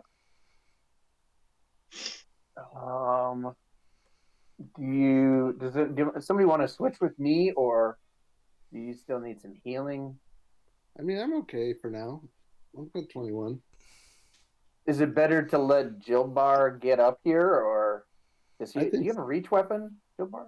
Yeah, I don't know if I can use it where you're at. I actually just left my bardiche on the ground. So Oh, yeah, the space in here is difficult. You should probably back out of there. It's just yeah. you I'm wanna- gonna just you wanna back just out. move, or if you just want to move north, and if you want to throw a bomb, maybe you could from that spot. But Well, do I want to not throw a bomb just to not set anything else off? I mean, let me ask the DM. If I threw a bomb in here, do I think that based on where we are, it would probably notify, anybody else in the area? Well, it depends on anyone else, if anyone's in the area. I can't answer that. What I could say is, Just based on the it just, topography, like, are we in a place where it's going to reverberate, like it's a ravine, or is it just yeah, where it's cloudy, the air is heavy. So how does sound travel through heavy air? I mean, I feel like the hedge maze would muffle it, right? Yeah, for sure. probably. Yeah, maybe. Yeah, maybe. Well, I mean, yeah, I'll take a 5-foot step and I'll chuck a bomb. Where are you gonna throw it? Right there. Who's that? Clarence? That's Clarence, right? No, Clarence is right in front of Dojo. If you throw it right there, I thought that was Chuck. you're gonna hit. Oh no, you're right. It is Clarence. It is Clarence. Because you I know my now K-pop. Yeah. you can avoid Yeah. your buddies now, right? That was your big trick you took this round. Yeah. No. I can. In fact, I don't think I need to take that 5-foot step then. Yeah. That's going to give me line of sight on Clarence. yeah, but if you don't take a 5-foot step, you're going to provoke when you throw your bomb, won't you? Oh, that's right. I got dude right here, don't I? Well, can that guy get him, or is there a hedge there? I don't know if that guy. That feels like Yeah, it you was- can't. Yeah, is that a yeah? All I right. mean, Yeah. if you threw at this guy, you could hit 3 of them with the splash. Yeah. 2 of them with the splash. Yeah, that's all. That's what I'll do. I won't hit Clarence because that probably hit Dojo. So I'll target this guy. What's his name? Is that Jaquan? This guy right here, Yeah, I just pinged him. Dancy, Yeah. is this guy. Let's go after. Let's go get some. Let's get me some Dancy. Let's get Dancy. All right, go for it. All right. Let's see here. Okay. First decrement. Okay.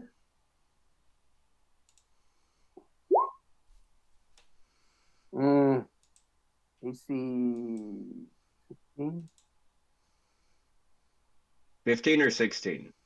Is that touch? AC. Oh, touch AC. That hits. Touch AC. Yeah. All right. And it's actually my damage went up this level, so it's 2 dice. Ooh. Plus my modifier, so 11 plus 4, that's 15 points of damage on. He goes down. And how much splash damage do the other 2 mooks take? They take 5 Plus- points. Well, I think your splash damage went up 1 too, doesn't it? When you go up an extra dice. I Yeah, think. that's right. It's 6 now. Yep, 6 points So they're 6 points on. on Chuck and on is that Jaquan right This down guy and this guy. Yeah, that's Jaquan. Good memory. Yeah. All right. there? Jaquan and Chuck each take 6. How's That Chuck sucks. looking? He's got. Chuck hasn't been hit yet. Oh, that's right. He Not well. Now he has. Okay. All right. Duly noted. Great round. And now it's Tommy's turn. That will inflame Tommy's passion. Tommy's right here. He's going to tag Ziggy. Ziggy just dropped off the call, by the way, so you'll have to keep track of the damage, or we can. Hit him again. He's gonna be so pissed. Hey, I told him to back out of there, and he wouldn't do it. This time only 4 points a day. So that's Tommy. And now it's Jarvis. Now this one's interesting. Jarvis is the only one who pulled his bow and arrow. Who's still alive, I should say. He's gonna. God damn, he would have a clean shot at. He would have a clean shot at Ziggy for sure, and Dojo too, because these two are down. I better roll 50%. 1 to 3 Dojo, 4 to 6 Ziggy. Dojo, that's probably better because Till would have a heart attack. And Dojo, you're probably gonna be almost impossible to hit. Although they do get a little bit more of a bonus with their ranged. He does. Yeah, he takes a -4 too, unless he has precise shot. Why does he take a -4? Anytime you fire into melee, if you don't have the precise shot feat, you take -4. Oh. By the way, Till, while you were gone, you got hit for 4 points.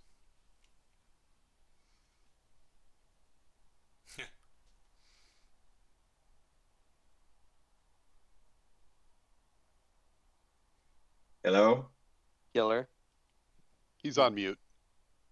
Okay, Glork, you're up. Yeah, I Oh, got no, it. Jill Bar's up. Yeah, Okay, so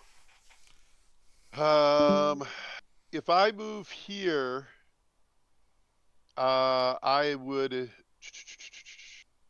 be blocking everything, correct? Like Glurk would not be able to move through.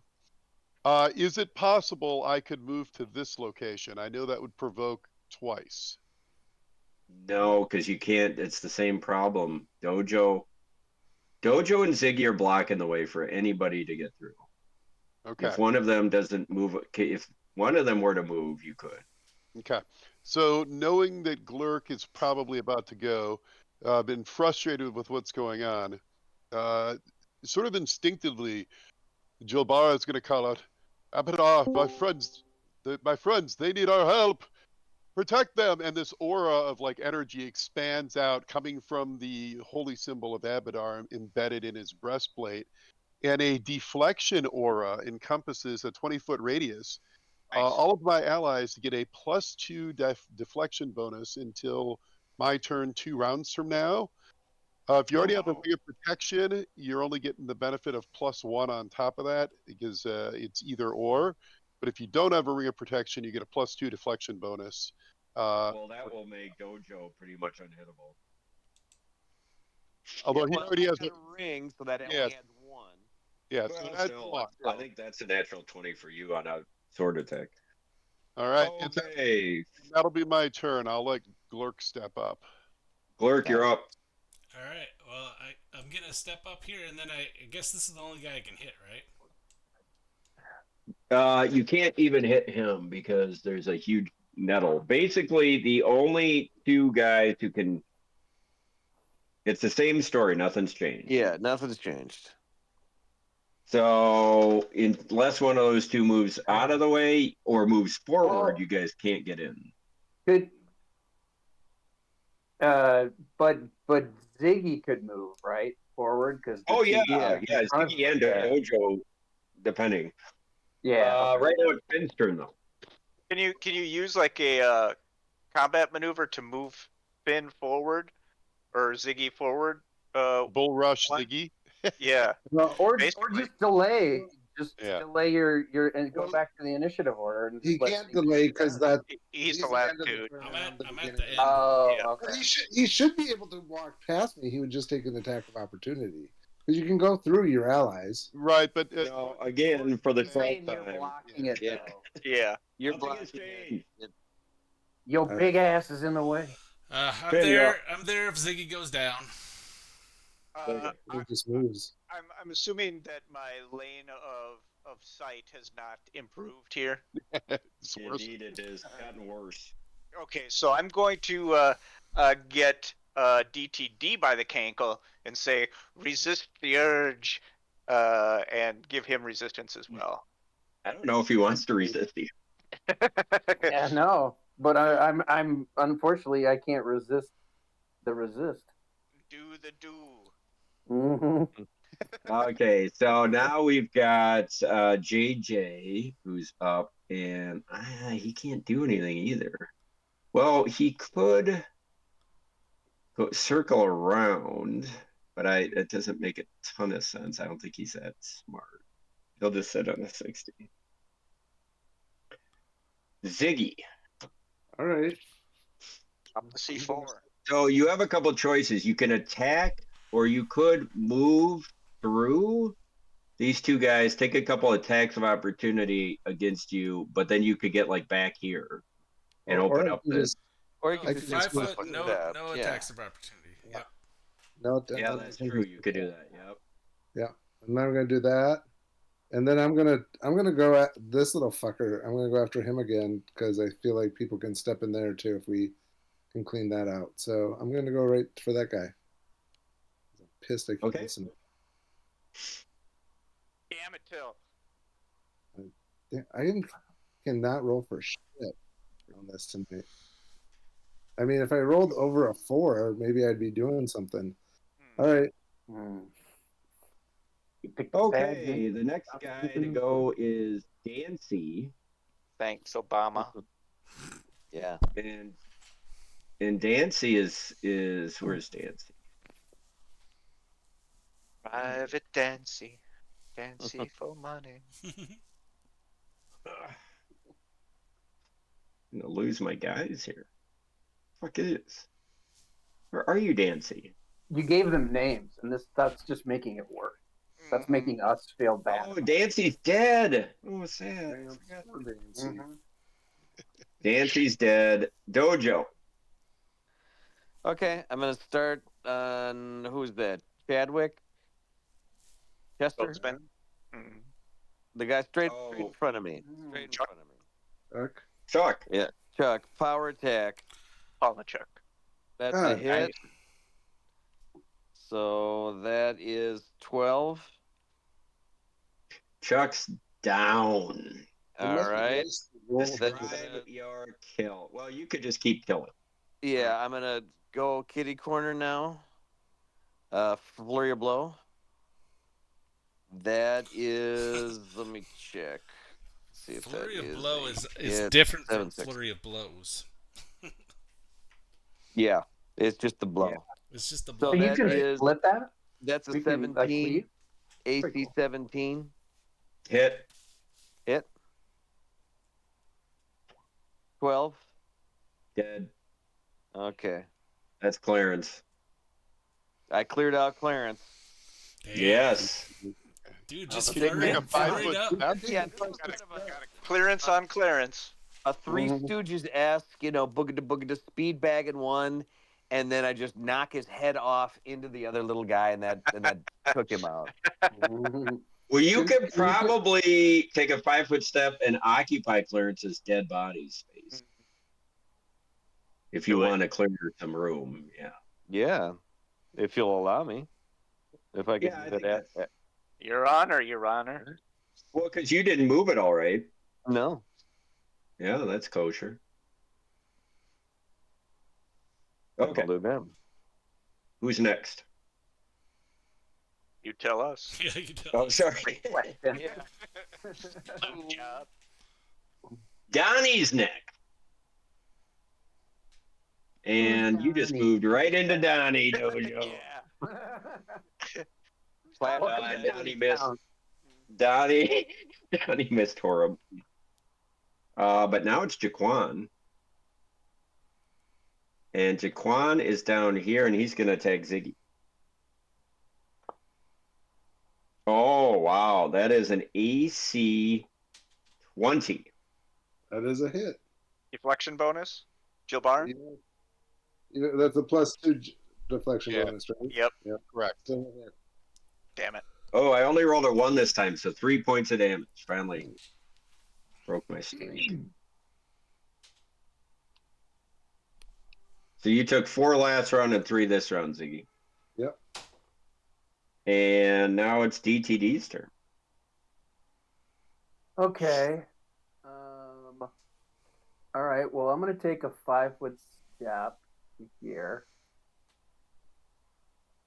Lurk. And then You could And then actually I- take a 10-foot. You don't have to take a. Couldn't you? Couldn't you come 10 feet and come here as a move action? wouldn't that provoke from dude though? No, everybody's dead around there. No. No, but the Nobody's- Right there. This is. No, you're clearing. You're clean on him.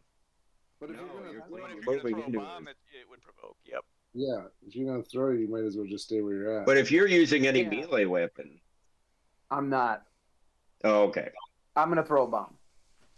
And Okay. I'm gonna throw a bomb. I'm actually, as a swift action, gonna activate the sippin jacket, What? What's Which that? is- Oh, okay. which is it's gonna activate the extract of targeted bomb admixture. well, Now, not to be, I'm just going to throw a timeout here, and normally I Yeah. won't do this, but because we're just starting in our journey together. You guys know it's early afternoon. You're clearing out the first, low level combat, but you may not sleep for a long time. I don't know how many bombs you have, but you may want to shift into let me pull back mode and let some beef go and clean these guys out. the other thing I will say, Word. Vince, Well, if they can get in there, I mean, Well, you could literally just withdraw, and then that would allow Bar to run in. yeah, Crawl. yeah, that's right. Joe Bar's Yeah.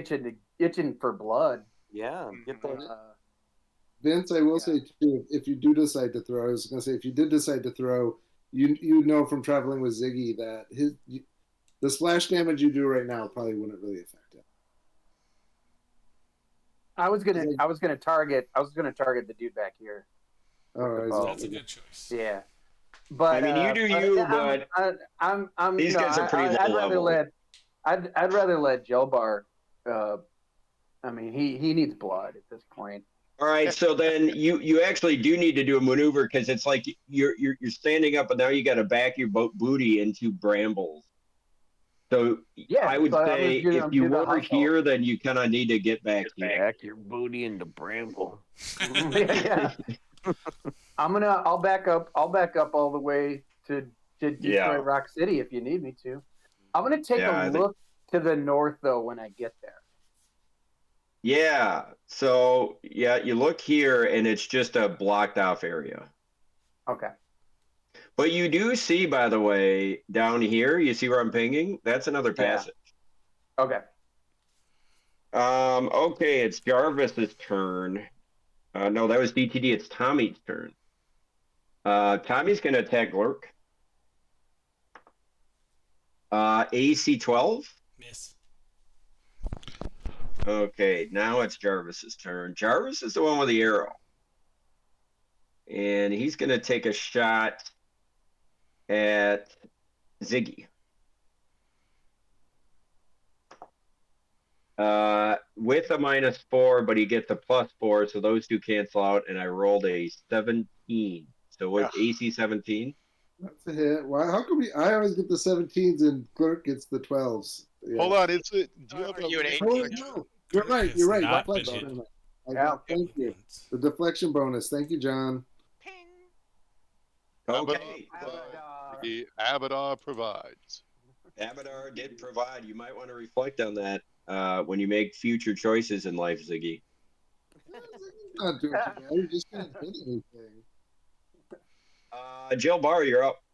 Okay, if you think it is plausible for me to go through this quarter here now, what I would like to do is move up to here. And Yeah, I'll give it attack to you. this It's guy. like a complete move action, but Yep. I'll let you do it as you're a seasoned warrior. All right, and then I will swing with the longsword. You could have mounted me as a standard, but that's all right. still That's can. either. I believe it's a swift action. Yeah, it's still level. Well, if it's a Swifty, I'll throw one in into Findabar on the way by. Done. Yeah. It's a That, free action. that is going to be AC 17. That's a hit. Okay, That's let me meaty. roll some damage. Long sword. That is either 8 or 9 points of damage.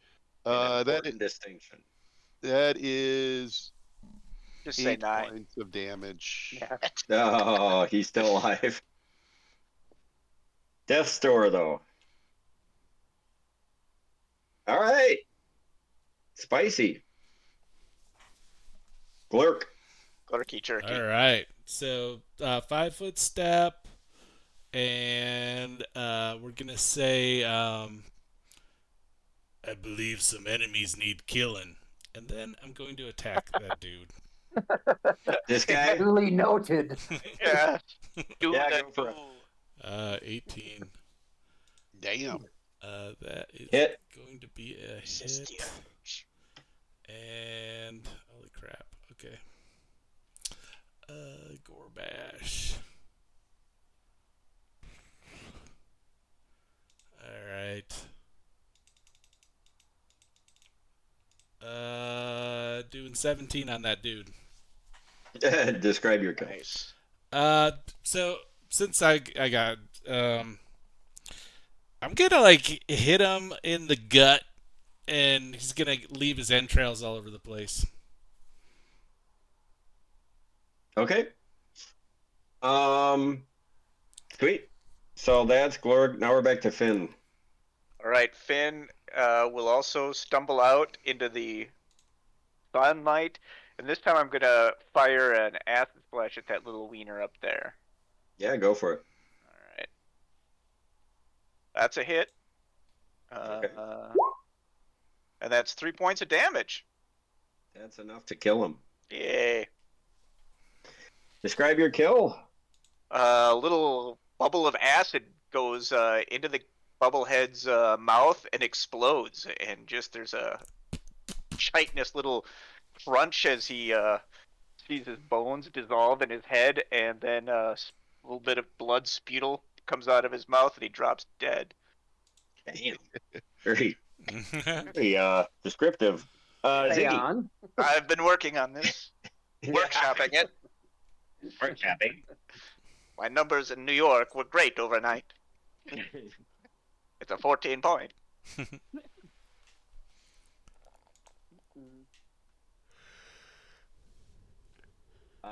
Ziggy. All right, I'm going for that guy in front of me. Damn it! Kill him. Hopefully, I can just hit something. Of course, I can't. Good God.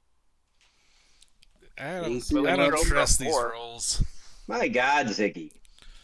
This is the worst night I've ever seen you have in your life. I know. I think 7 might have been my highest roll. Well, this might be the right night to have a bad night, though. If that makes sense. Okay. Dojo. Kill him. Okay. Well, I guess I'll just get this little weenie on top. Put it Yeah, that little weenie has a name. Just put His Jenny's name on is my Don, plate. and his name is Donnie. Wow. Alright. Another hit. So that's 7 points. No, that's 8 points. Oh, he's still up. Okay, flurry. Ugh. That'll miss. I feel your pain. All right, Donnie's still kicking. Okay, Not now for there's long. been about 15 ones tonight.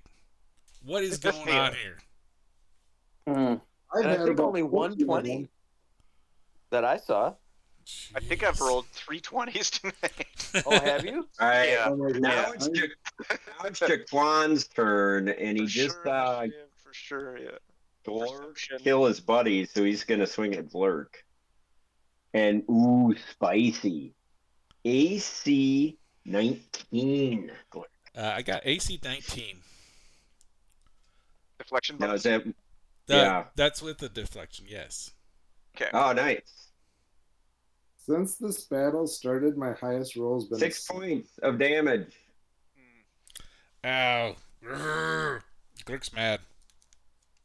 Yeah, that was Donnie, and that was Jaquan rather, and now it's DTD. Did I kill Donnie?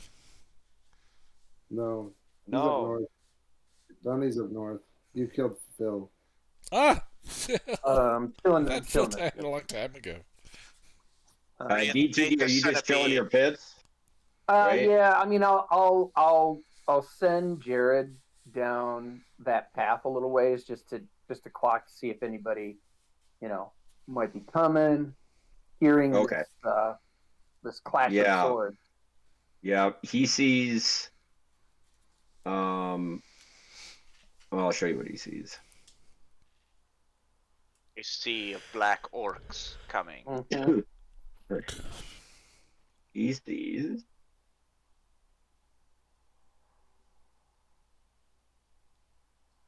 Artois.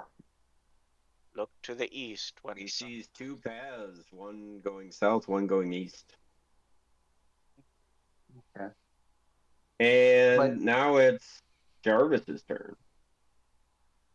Damn it, Who the Jarvis. fuck is Jarvis? Jarvis is this guy here who's about to shoot at you one more time.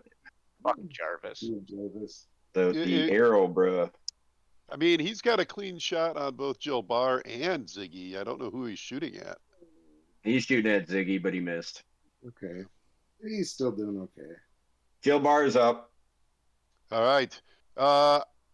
Jill Barr will charge forth, getting a +2 on this for the charge. Nice. And I might have needed it. Let's see here. Mote him with your mighty sword. That is going to be AC 17. That's a hit. Hit. Okay, let's roll the D8. You do my job for me, Finn. 6 points. Ah, buddy. He's still up. You gosh.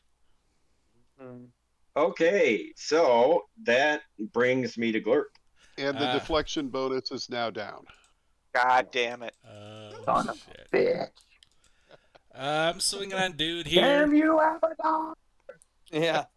Yeah, That'd be Jaquam. Or yeah, Joaquin. Jaquan. I'm swinging on Jaquan. 15. AC 15? Yeah. That is a miss. All right. So, dude.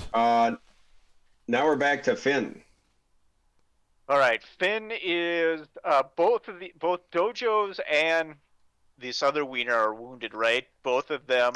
Yeah, Dojo is at very, very close to death, and the other one is on the frosty end of where you are. I will go on Dojos then and attempt Yep. another acid golden globus. That might not be a hit. That is a AC. Although, is it touch? That's the question. Should be. Should be, shouldn't it? Yeah, I would think if it's magical. One missile of acid. It should be touch. That is then AC 12? 12. Oh, Touch. miss. Okay. Miss on time. God damn it. Well, at least you're an honest man. So that brings me to Ziggy. Nice. Finally, I'm gonna kill something. I swear to God. Totally jinx yourself. Hey, AC 19. Hit. Nice. Describe your kill. Nice. His head bops off. I'm gonna. Yeah, fair enough. Take it, run. Yep. Dojo. So Hit him and he's Blow that blow. Don't even have to roll damage. So that is a AC 19. Dead. Dead. Nice. All right. Jill Barr. Okay. Thwack Yeah, him. hold on. Patrick. There you go. That's a miss. Bro. It is what it is. It's only a 13. Well, he gets a shot now. You're in his grill now. Doesn't he have a So short bow? Yeah, he Yes. gets attack of opportunity if he tries to fire. Provoke his ass. Yep.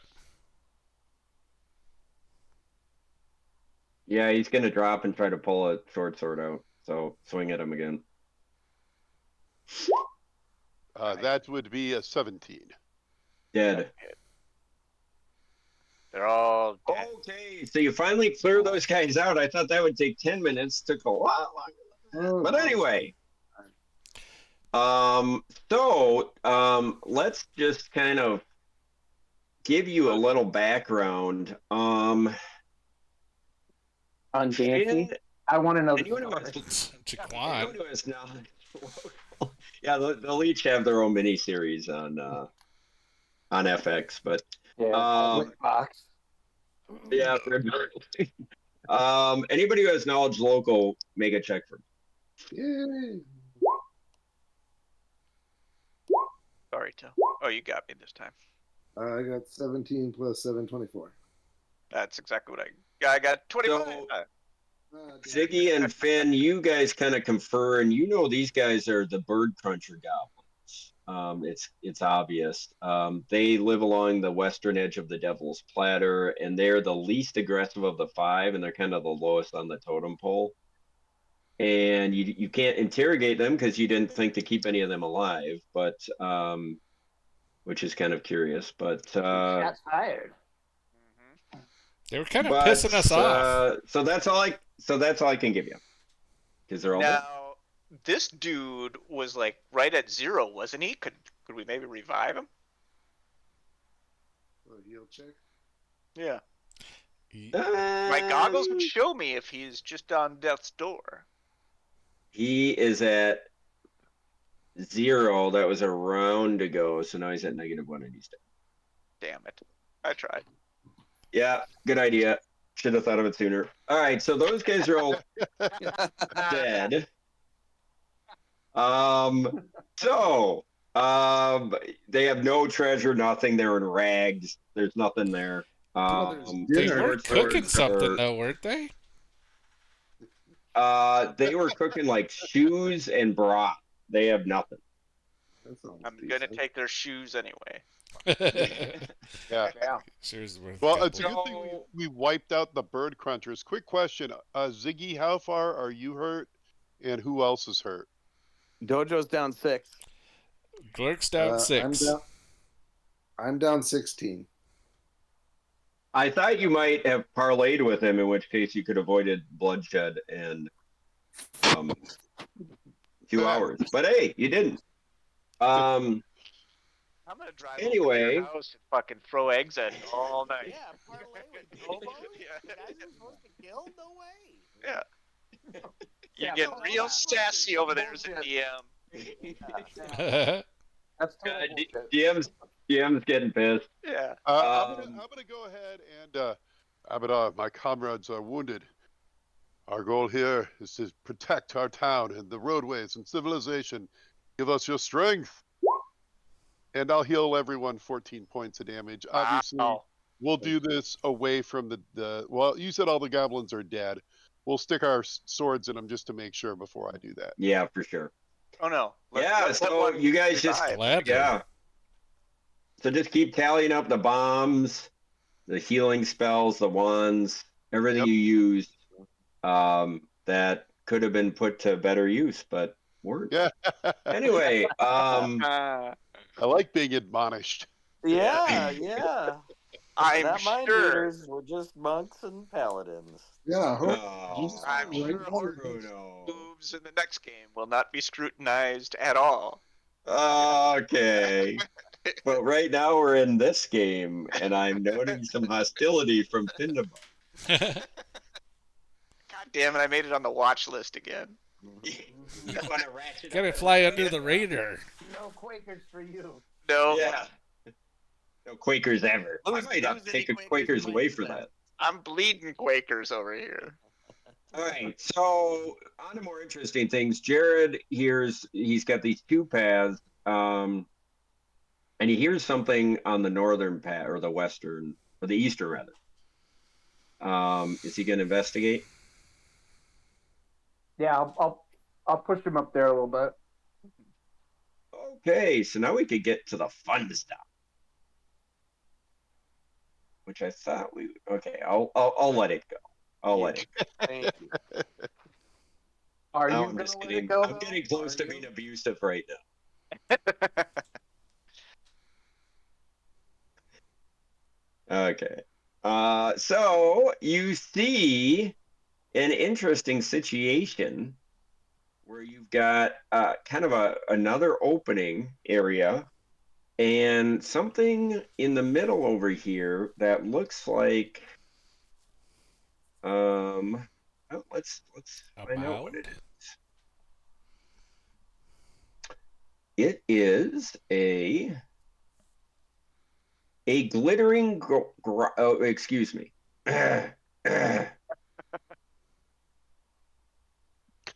Hmm.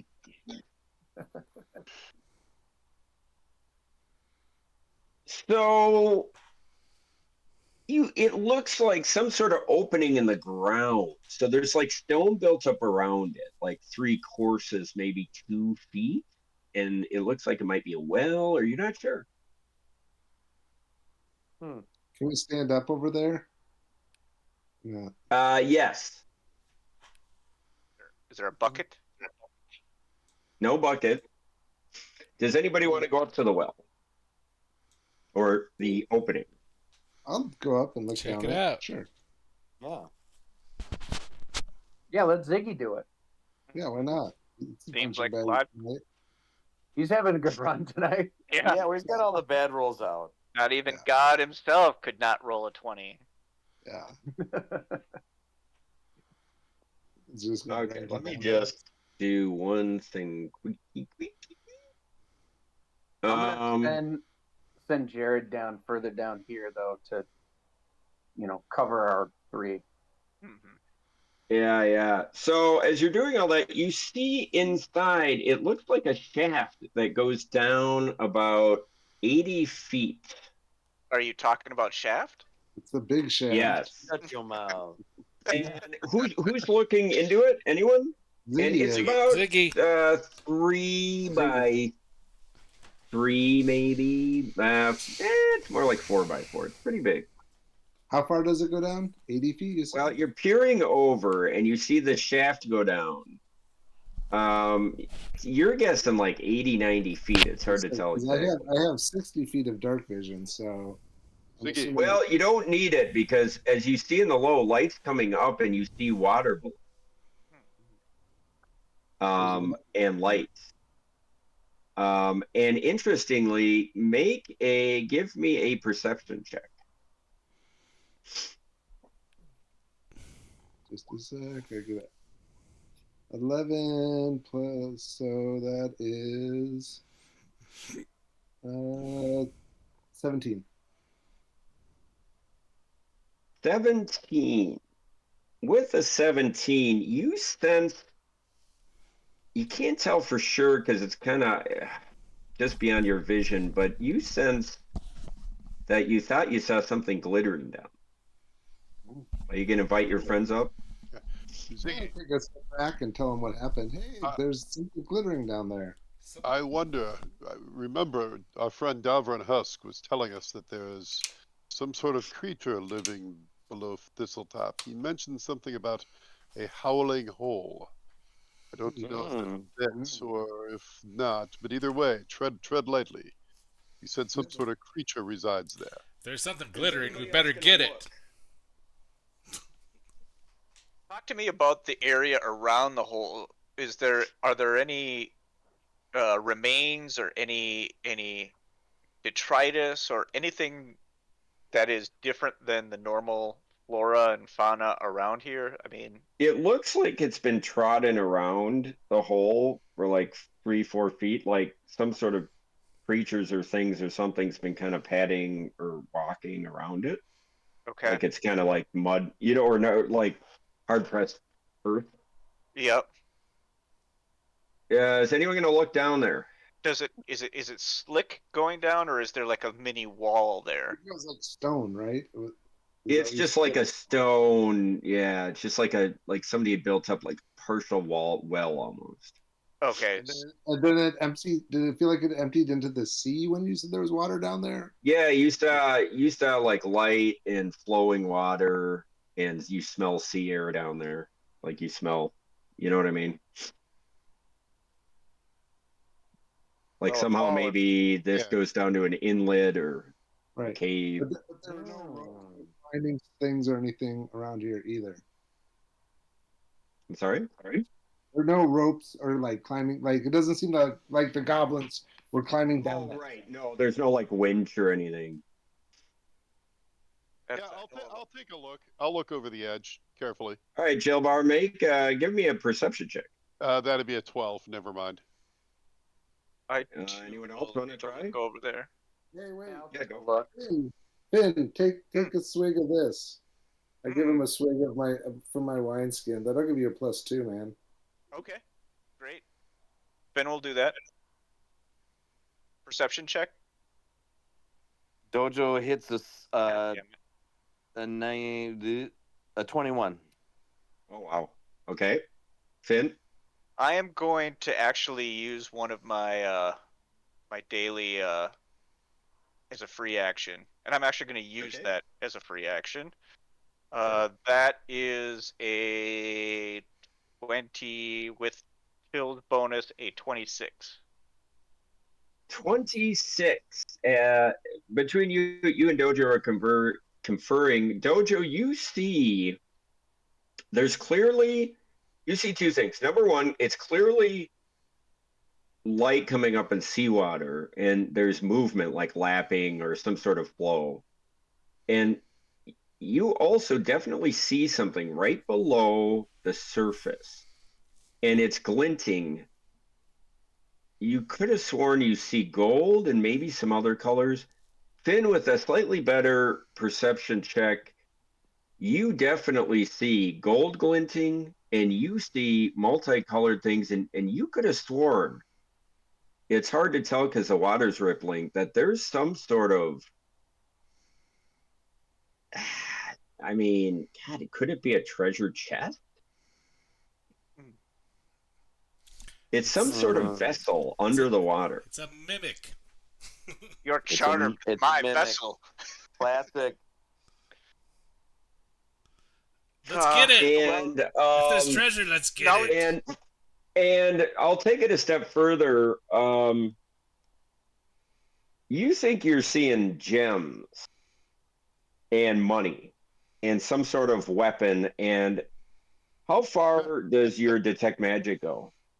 I believe that is also 60 feet. Click's jumping in. Oh, yeah, it's just not far enough. Gems, gold, and weapons. Let's go.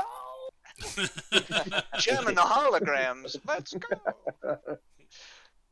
So you're kind of, you guys can all talk about this, but you get the sense it's only about 80 feet down, and one thought is, now Finn, you're just thinking in your mind, in your brilliant minds, turning things, equations and thoughts quickly, but boy, if you could get down 20 more feet,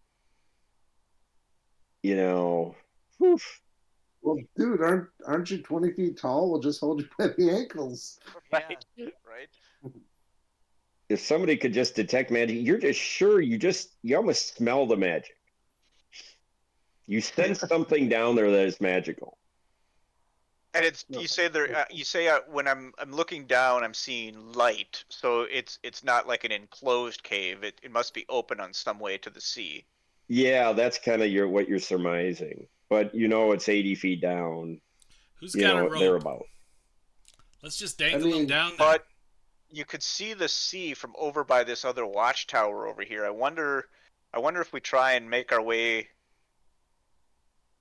down that cliff and come at it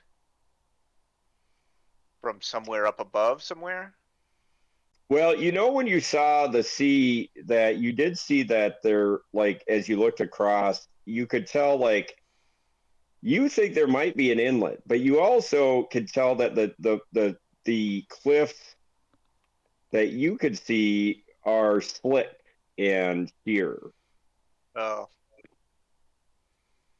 I mean, so the goblins were walking around this, so obviously they saw the treasure down there.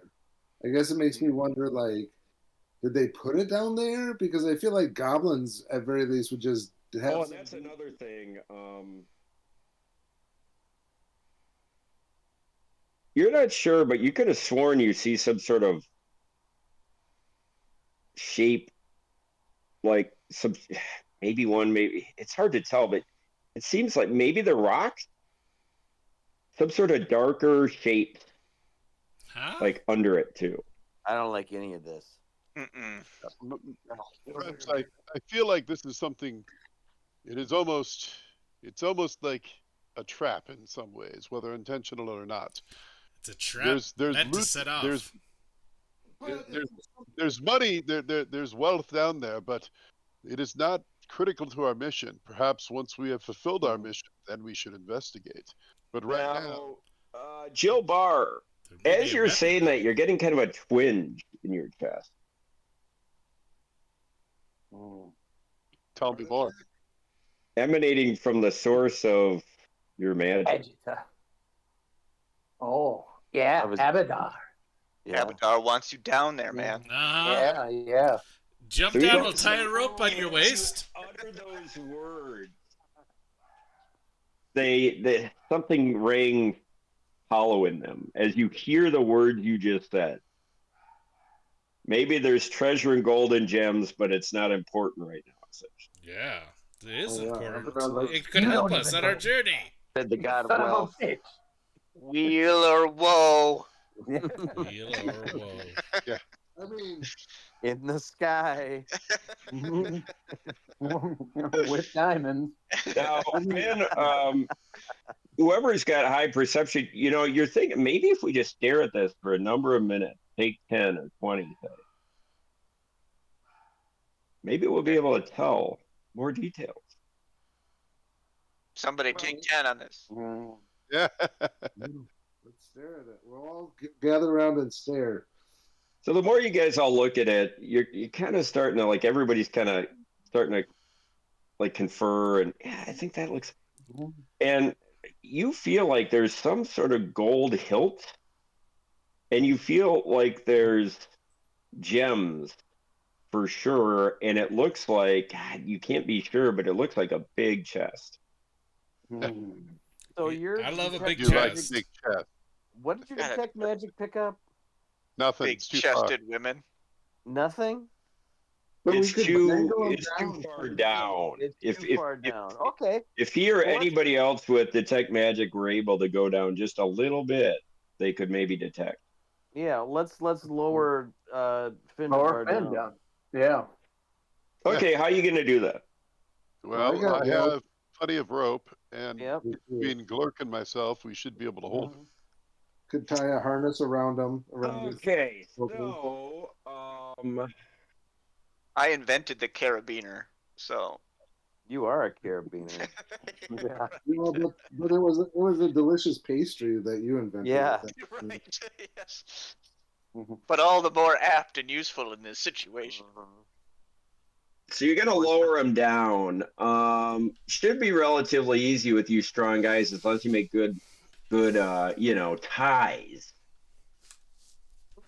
So does anybody have rope use? I did. I don't believe that's a skill. Oh, it's not. Where am I getting?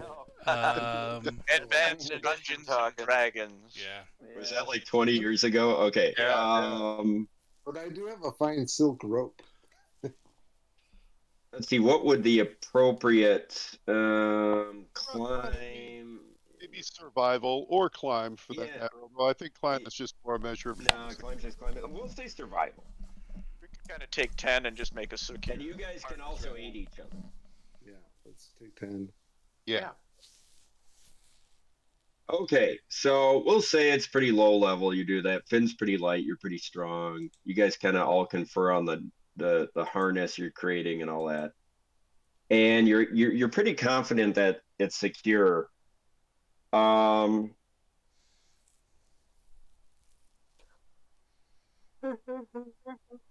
What do you do?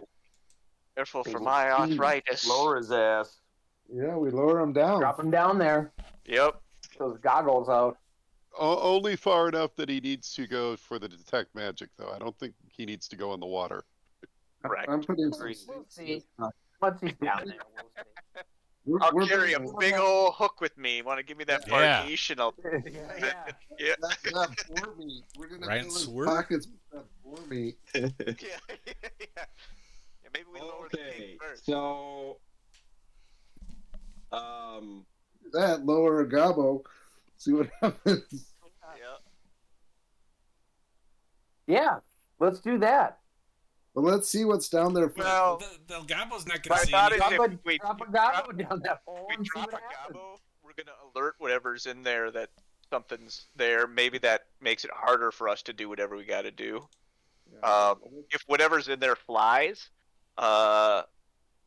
it's probably better if we get one shot to pull me out rather than put me in there at that point. So Oh yeah, we I'm can saying always kick a gobbo down there. But I think if that's we're gonna do a stealth run to try to get close, I think we should do it. You know. all right. So, what are you doing? We Head gobbo to you, and then you Yeah. can like I could absolutely Let- do that. I don't know how long I Let could him hold go. on to one, but I could try. Hey, how far away do you need to do mage hand? Good question. I do not know off the top of my head. I will look Nice that up. pull. Mage. Yeah, it looks like.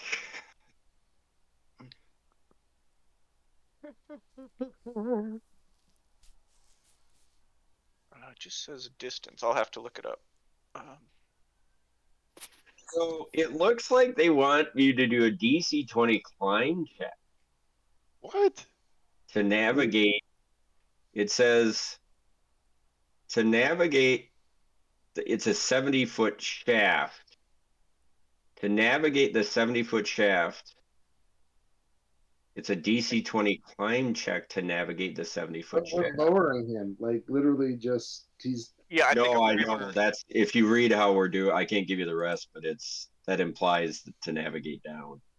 I'm gonna. That doesn't really make sense to me. I'm gonna stick with our plan, and we'll make some strength checks. We'll make a check to make sure that the harness holds, and then we'll make some strength checks. All right. and maybe secure it so if you guys drop it, you know, it stops at a certain point. I might take damage, but Yeah. you know. I mean, we could tie it around the base of a small tree or around the base of a bush. thorn Yeah. glurk. Tied it on the base of a glurk. Okay, so are you still thinking about what you're doing, or are you? Let's lower him down. plan. We're ready. Let's roll. Yeah. Yeah. All right. All right, so you're gonna heave Finn over the side. Pretty much. Okay. Okay, so I assume Finn, you're kind of just sitting on the edge, and then they're kind of pulling the rope taut and telling you at a certain point to kind of slide your butt down, Yeah. Yep. and they're gonna lower you. Picture very We're gonna similar. belay Yep. him down. All right, who's doing the lowering? I'll do Well, it. yeah. Let's tie it like you would a harness. So, around the top of his thighs and then around his waist, so that he can kind of belay down. Yeah. We That don't- makes sense. Yeah, it That makes would- sense. Who's doing the tying? Probably Dojo. I would guess Yeah. that's survival. Okay, Dojo, give me a survival check. Hold on. Can I aid him? Sure. Can I aid Kaneda? Yeah. Let's all. Well, if you have survival, I do. I don't.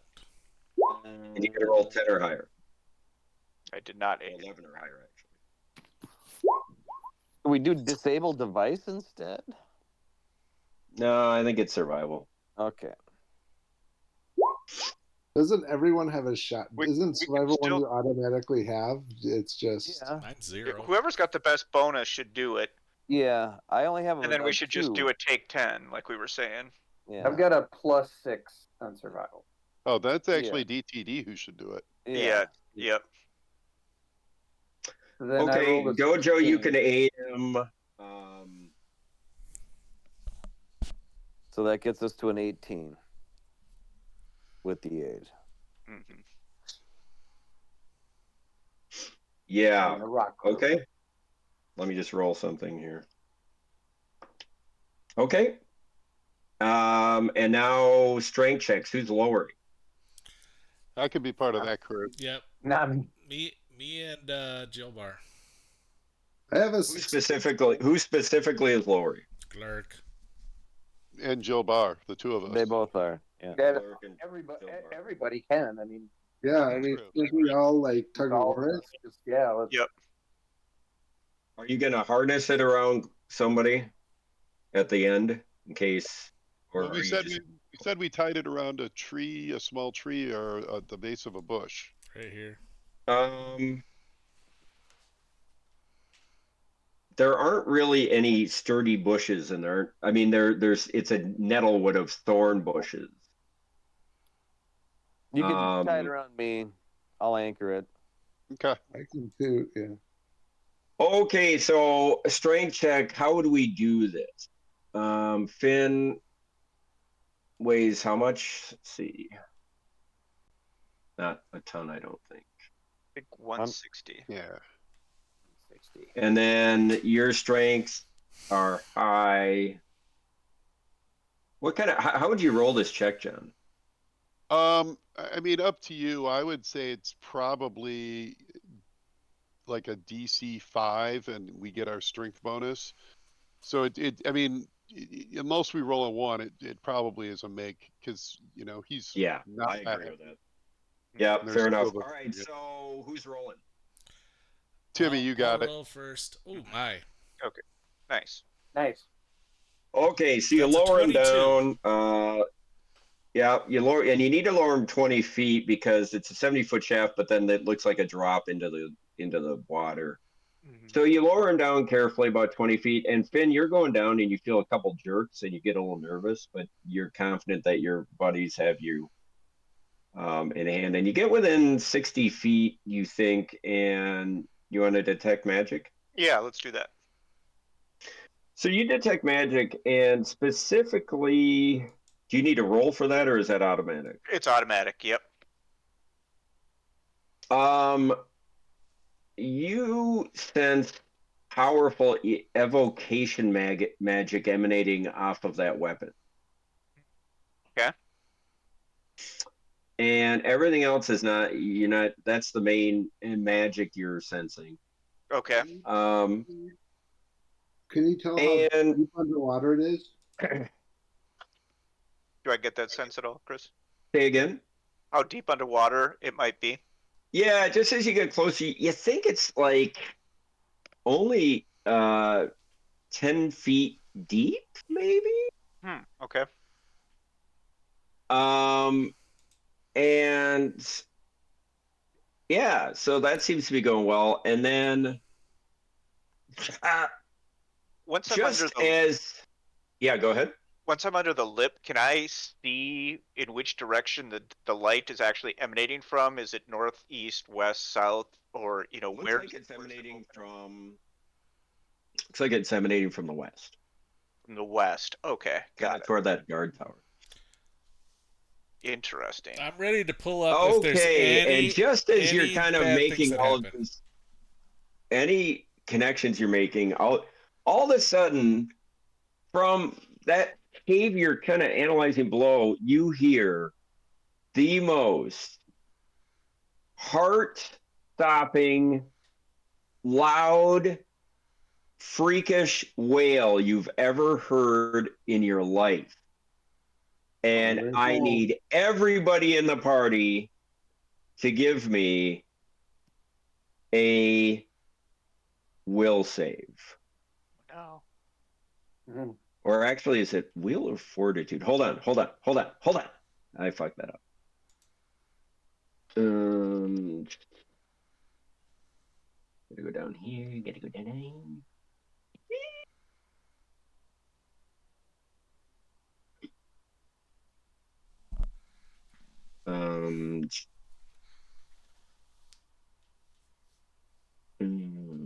Oh, it's up here.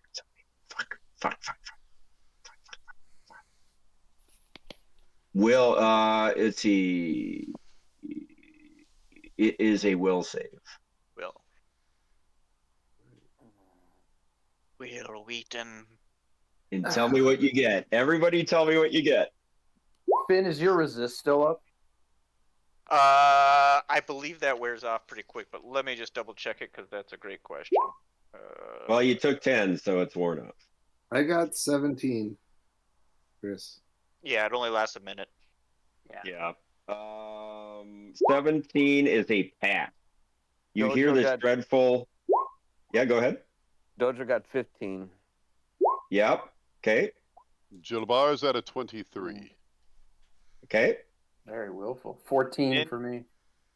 Okay. Finn is at a 9. Glurk's at a 4. Oh, no. I can't believe it. I was waiting for somebody to roll low, and nobody rolled low. So this will be interesting. Glurk, you are panicked. You have the panicked condition, Jesus. which means you need to drop everything, no pun intended, and you try to run as fast as you can away from the emanation of the sphere, which is, I've in been point of working on fact, this too. the well.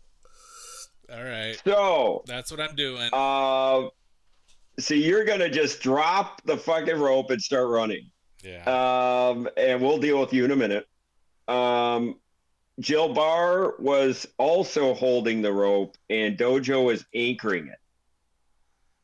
So you just see him drop, and you weren't really bracing for that. And so each of you starts kind of the rope, the weight starts kind of like slipping through your hands. And Finn, you feel yourself jerk and start slowly going down. Oh. Wrong way, guys. Dojo and Glurk, or Dojo and Jilbar. Jilbar. Yes. I need you two to give me a strength check. Whoever wants to roll it, and the DC is going to be higher. Seeing it move, or I guess it's just one strength check. Yeah. I'll use I'll grab it. Okay. There you go. Nice. With my +3, that's a 17 before anything I get from Dojo. Did you want me to or And not? Dojo, no, No, you're gone. Okay. I thought you said Glurk. And we'll say you aid, and that's barely enough to kind of right the ship. Okay. And now you're in a situation where those of you past it, you know, it's very frightening. That was hella scary for you, Finn, but you're okay. You kept your composure. Good. And now Dojo and Jilbar, you're going to have to really brace. Are you going to try to pull them up? Yeah, for Yeah. sure. I can All help right, give me you another guys. strength check. Can I You gonna help? Ziggy? I have Sure, a you +3. can replace Glurk. I'll hop on and help. Can I see where that whale came from? It came from below. Like, you don't know where below, but somewhere below. But nothing's moving or coming out at us, or You don't see anything. okay. Do we all need to make strength checks, or just one, and the other two are aiding? That'd be a natural 20 on that strength check. Nice. So we'll say you guys are able to pull Findy up. Nice. Oof. He's missing a toe, but Yeah. Let's go get Um, treasure. But you are convinced now, Finn, whatever is down there is an extremely valuable weapon, and you did get a closer look, and there is a ton of gold, silver, and platinum and gems. Can I tell what type of weapon it is? Is it a short sword or a long sword or anything like? It's either a short sword or a dagger. You're not sure which. Gotcha. I will let everybody know what I saw. knowledge, like dungeoneering, knowledge, arcana, knowledge, like nature, anything to try to analyze what that terrible noise was? Yeah. You just know whatever Jilbar whatever Davern told Jilbar is what that thing is. as to what it is. It's not like nothing you've ever heard. So you've now got a situation, and this is perfect because we're going to end the session here, where you guys have to decide, is it worth it? And if it is worth it, how are we going to approach it?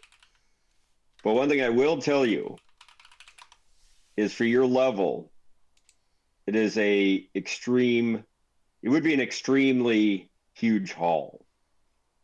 Yeah. And I'll also tell you, John, well, I'm not going to tell you how to play your guy, but that obviously would pique your interest, especially probably DTD. Dojo, maybe not so much. Finn, maybe not so much. I don't know. I'm not going to talk through your characters, but yeah. Well, I stand by my original statement, which is I want to get it. I think we should get it later. It's not that I don't want to get it. I just think that right now we're surrounded by enemies. We're exposed. We have a mission. This absolutely should be part of the reward for our mission. But man, it would be nice to be able to be like, hey, we've done everything we need to do. We're going to rest and then hit this with a full assortment of spells. We can't say. I'm going to let you guys all decide that. And I expected us to get much further tonight, but if we didn't, this is a perfect Cliffy, because I want to give you guys 2 weeks to overanalyze what you want to do, because it's a clear choice. Yeah, I mean the other thing we could do is we could burn a second level spell if Findabar has invisibility memorized and have somebody go down invisible, but we still got to hold a rope for them and they still have to go in the water alone. Well, this is what I think makes this really kind of tasty and fun is there's a million, at least when I kind of workshopped it in my mind, there's like a million different potential things you could do. That's what I think will make it fun it's ripe for overanalysis, let's put it that way. True. And at the same time, tick-tock, you know all the other angles. Horton, I'm going to make you a shirt that says, you guys didn't get as far as I thought you would. Yeah. Horton, I've been telling you that's the way it is. You know that, right? Yeah. No, I know. And I'm fine with that. No, I'm okay with it. But it was more just trying to figure out where the Cliffy was going to be tonight. But I do apologize for my heavy-handedness tonight. Harsh words were spoken by me that might not be fair. I've been a player too. So my apologies for that. Alas, I cannot give out any Quakers tonight because there's just altogether poor caddying going on. Wow. I don't know. I mean, I was just about to give the DM a Quaker point for his humility, and he just ripped it away. Don't be. Well, at the end of the day, it's not fun if you don't all hate. Well, that's true. Yeah. All right, guys. I mean, I think it was fun. We had some setup, some exposition. I will say, you guys already know you're in it now, but you're in it to win it. But you got a long slog ahead of you. That's all I'm gonna say. And by the way, for whatever analysis this may fit in, 2 things. The skies are clearing up, and it's about 5 p.m. by now. How is it that late? Yeah. Oh, you don't think? That's okay. No. I kind of want to hit that rope. Maybe the battle took a long time. I don't know. We walked. Well, maybe it's not that late. You got That well. You battle got was like a minute. 2.5 minutes long. Yeah. Not even.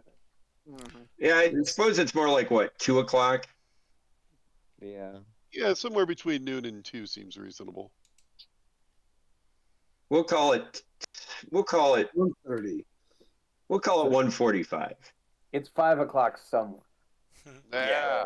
Agreed. Amen, Well, brother. but that does become relevant for your plans potentially. I was just trying to give you all the variables before we go, so you guys can overanalyze what you want to do. But Stros before hoes. yeah. Is there any other questions you have of me before we turn off the game officially? No. What do we do next? Yeah. Well, you got a lot of options. How about a lot of options. which direction did Glurk go to? Yeah, What's that? Mm-hmm. Which Oh direction yeah, did shit, Glurk I go? forgot to resolve that. Yeah, is Glurk Oh my alive? God. Glurk's We gotta running. actually let's resolve that before we end the night here. He's gonna go. Leave it up to the dice. He's going. I'm gonna be nice and say he's going back out this way, which kind of makes sense because he feels like he's going to a place he already knows that's safe.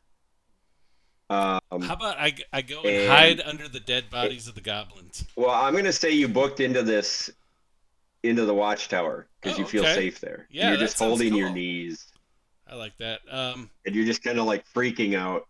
I'm so pissed because I spent some time over our little break trying to make myself a better person, and didn't work out for me.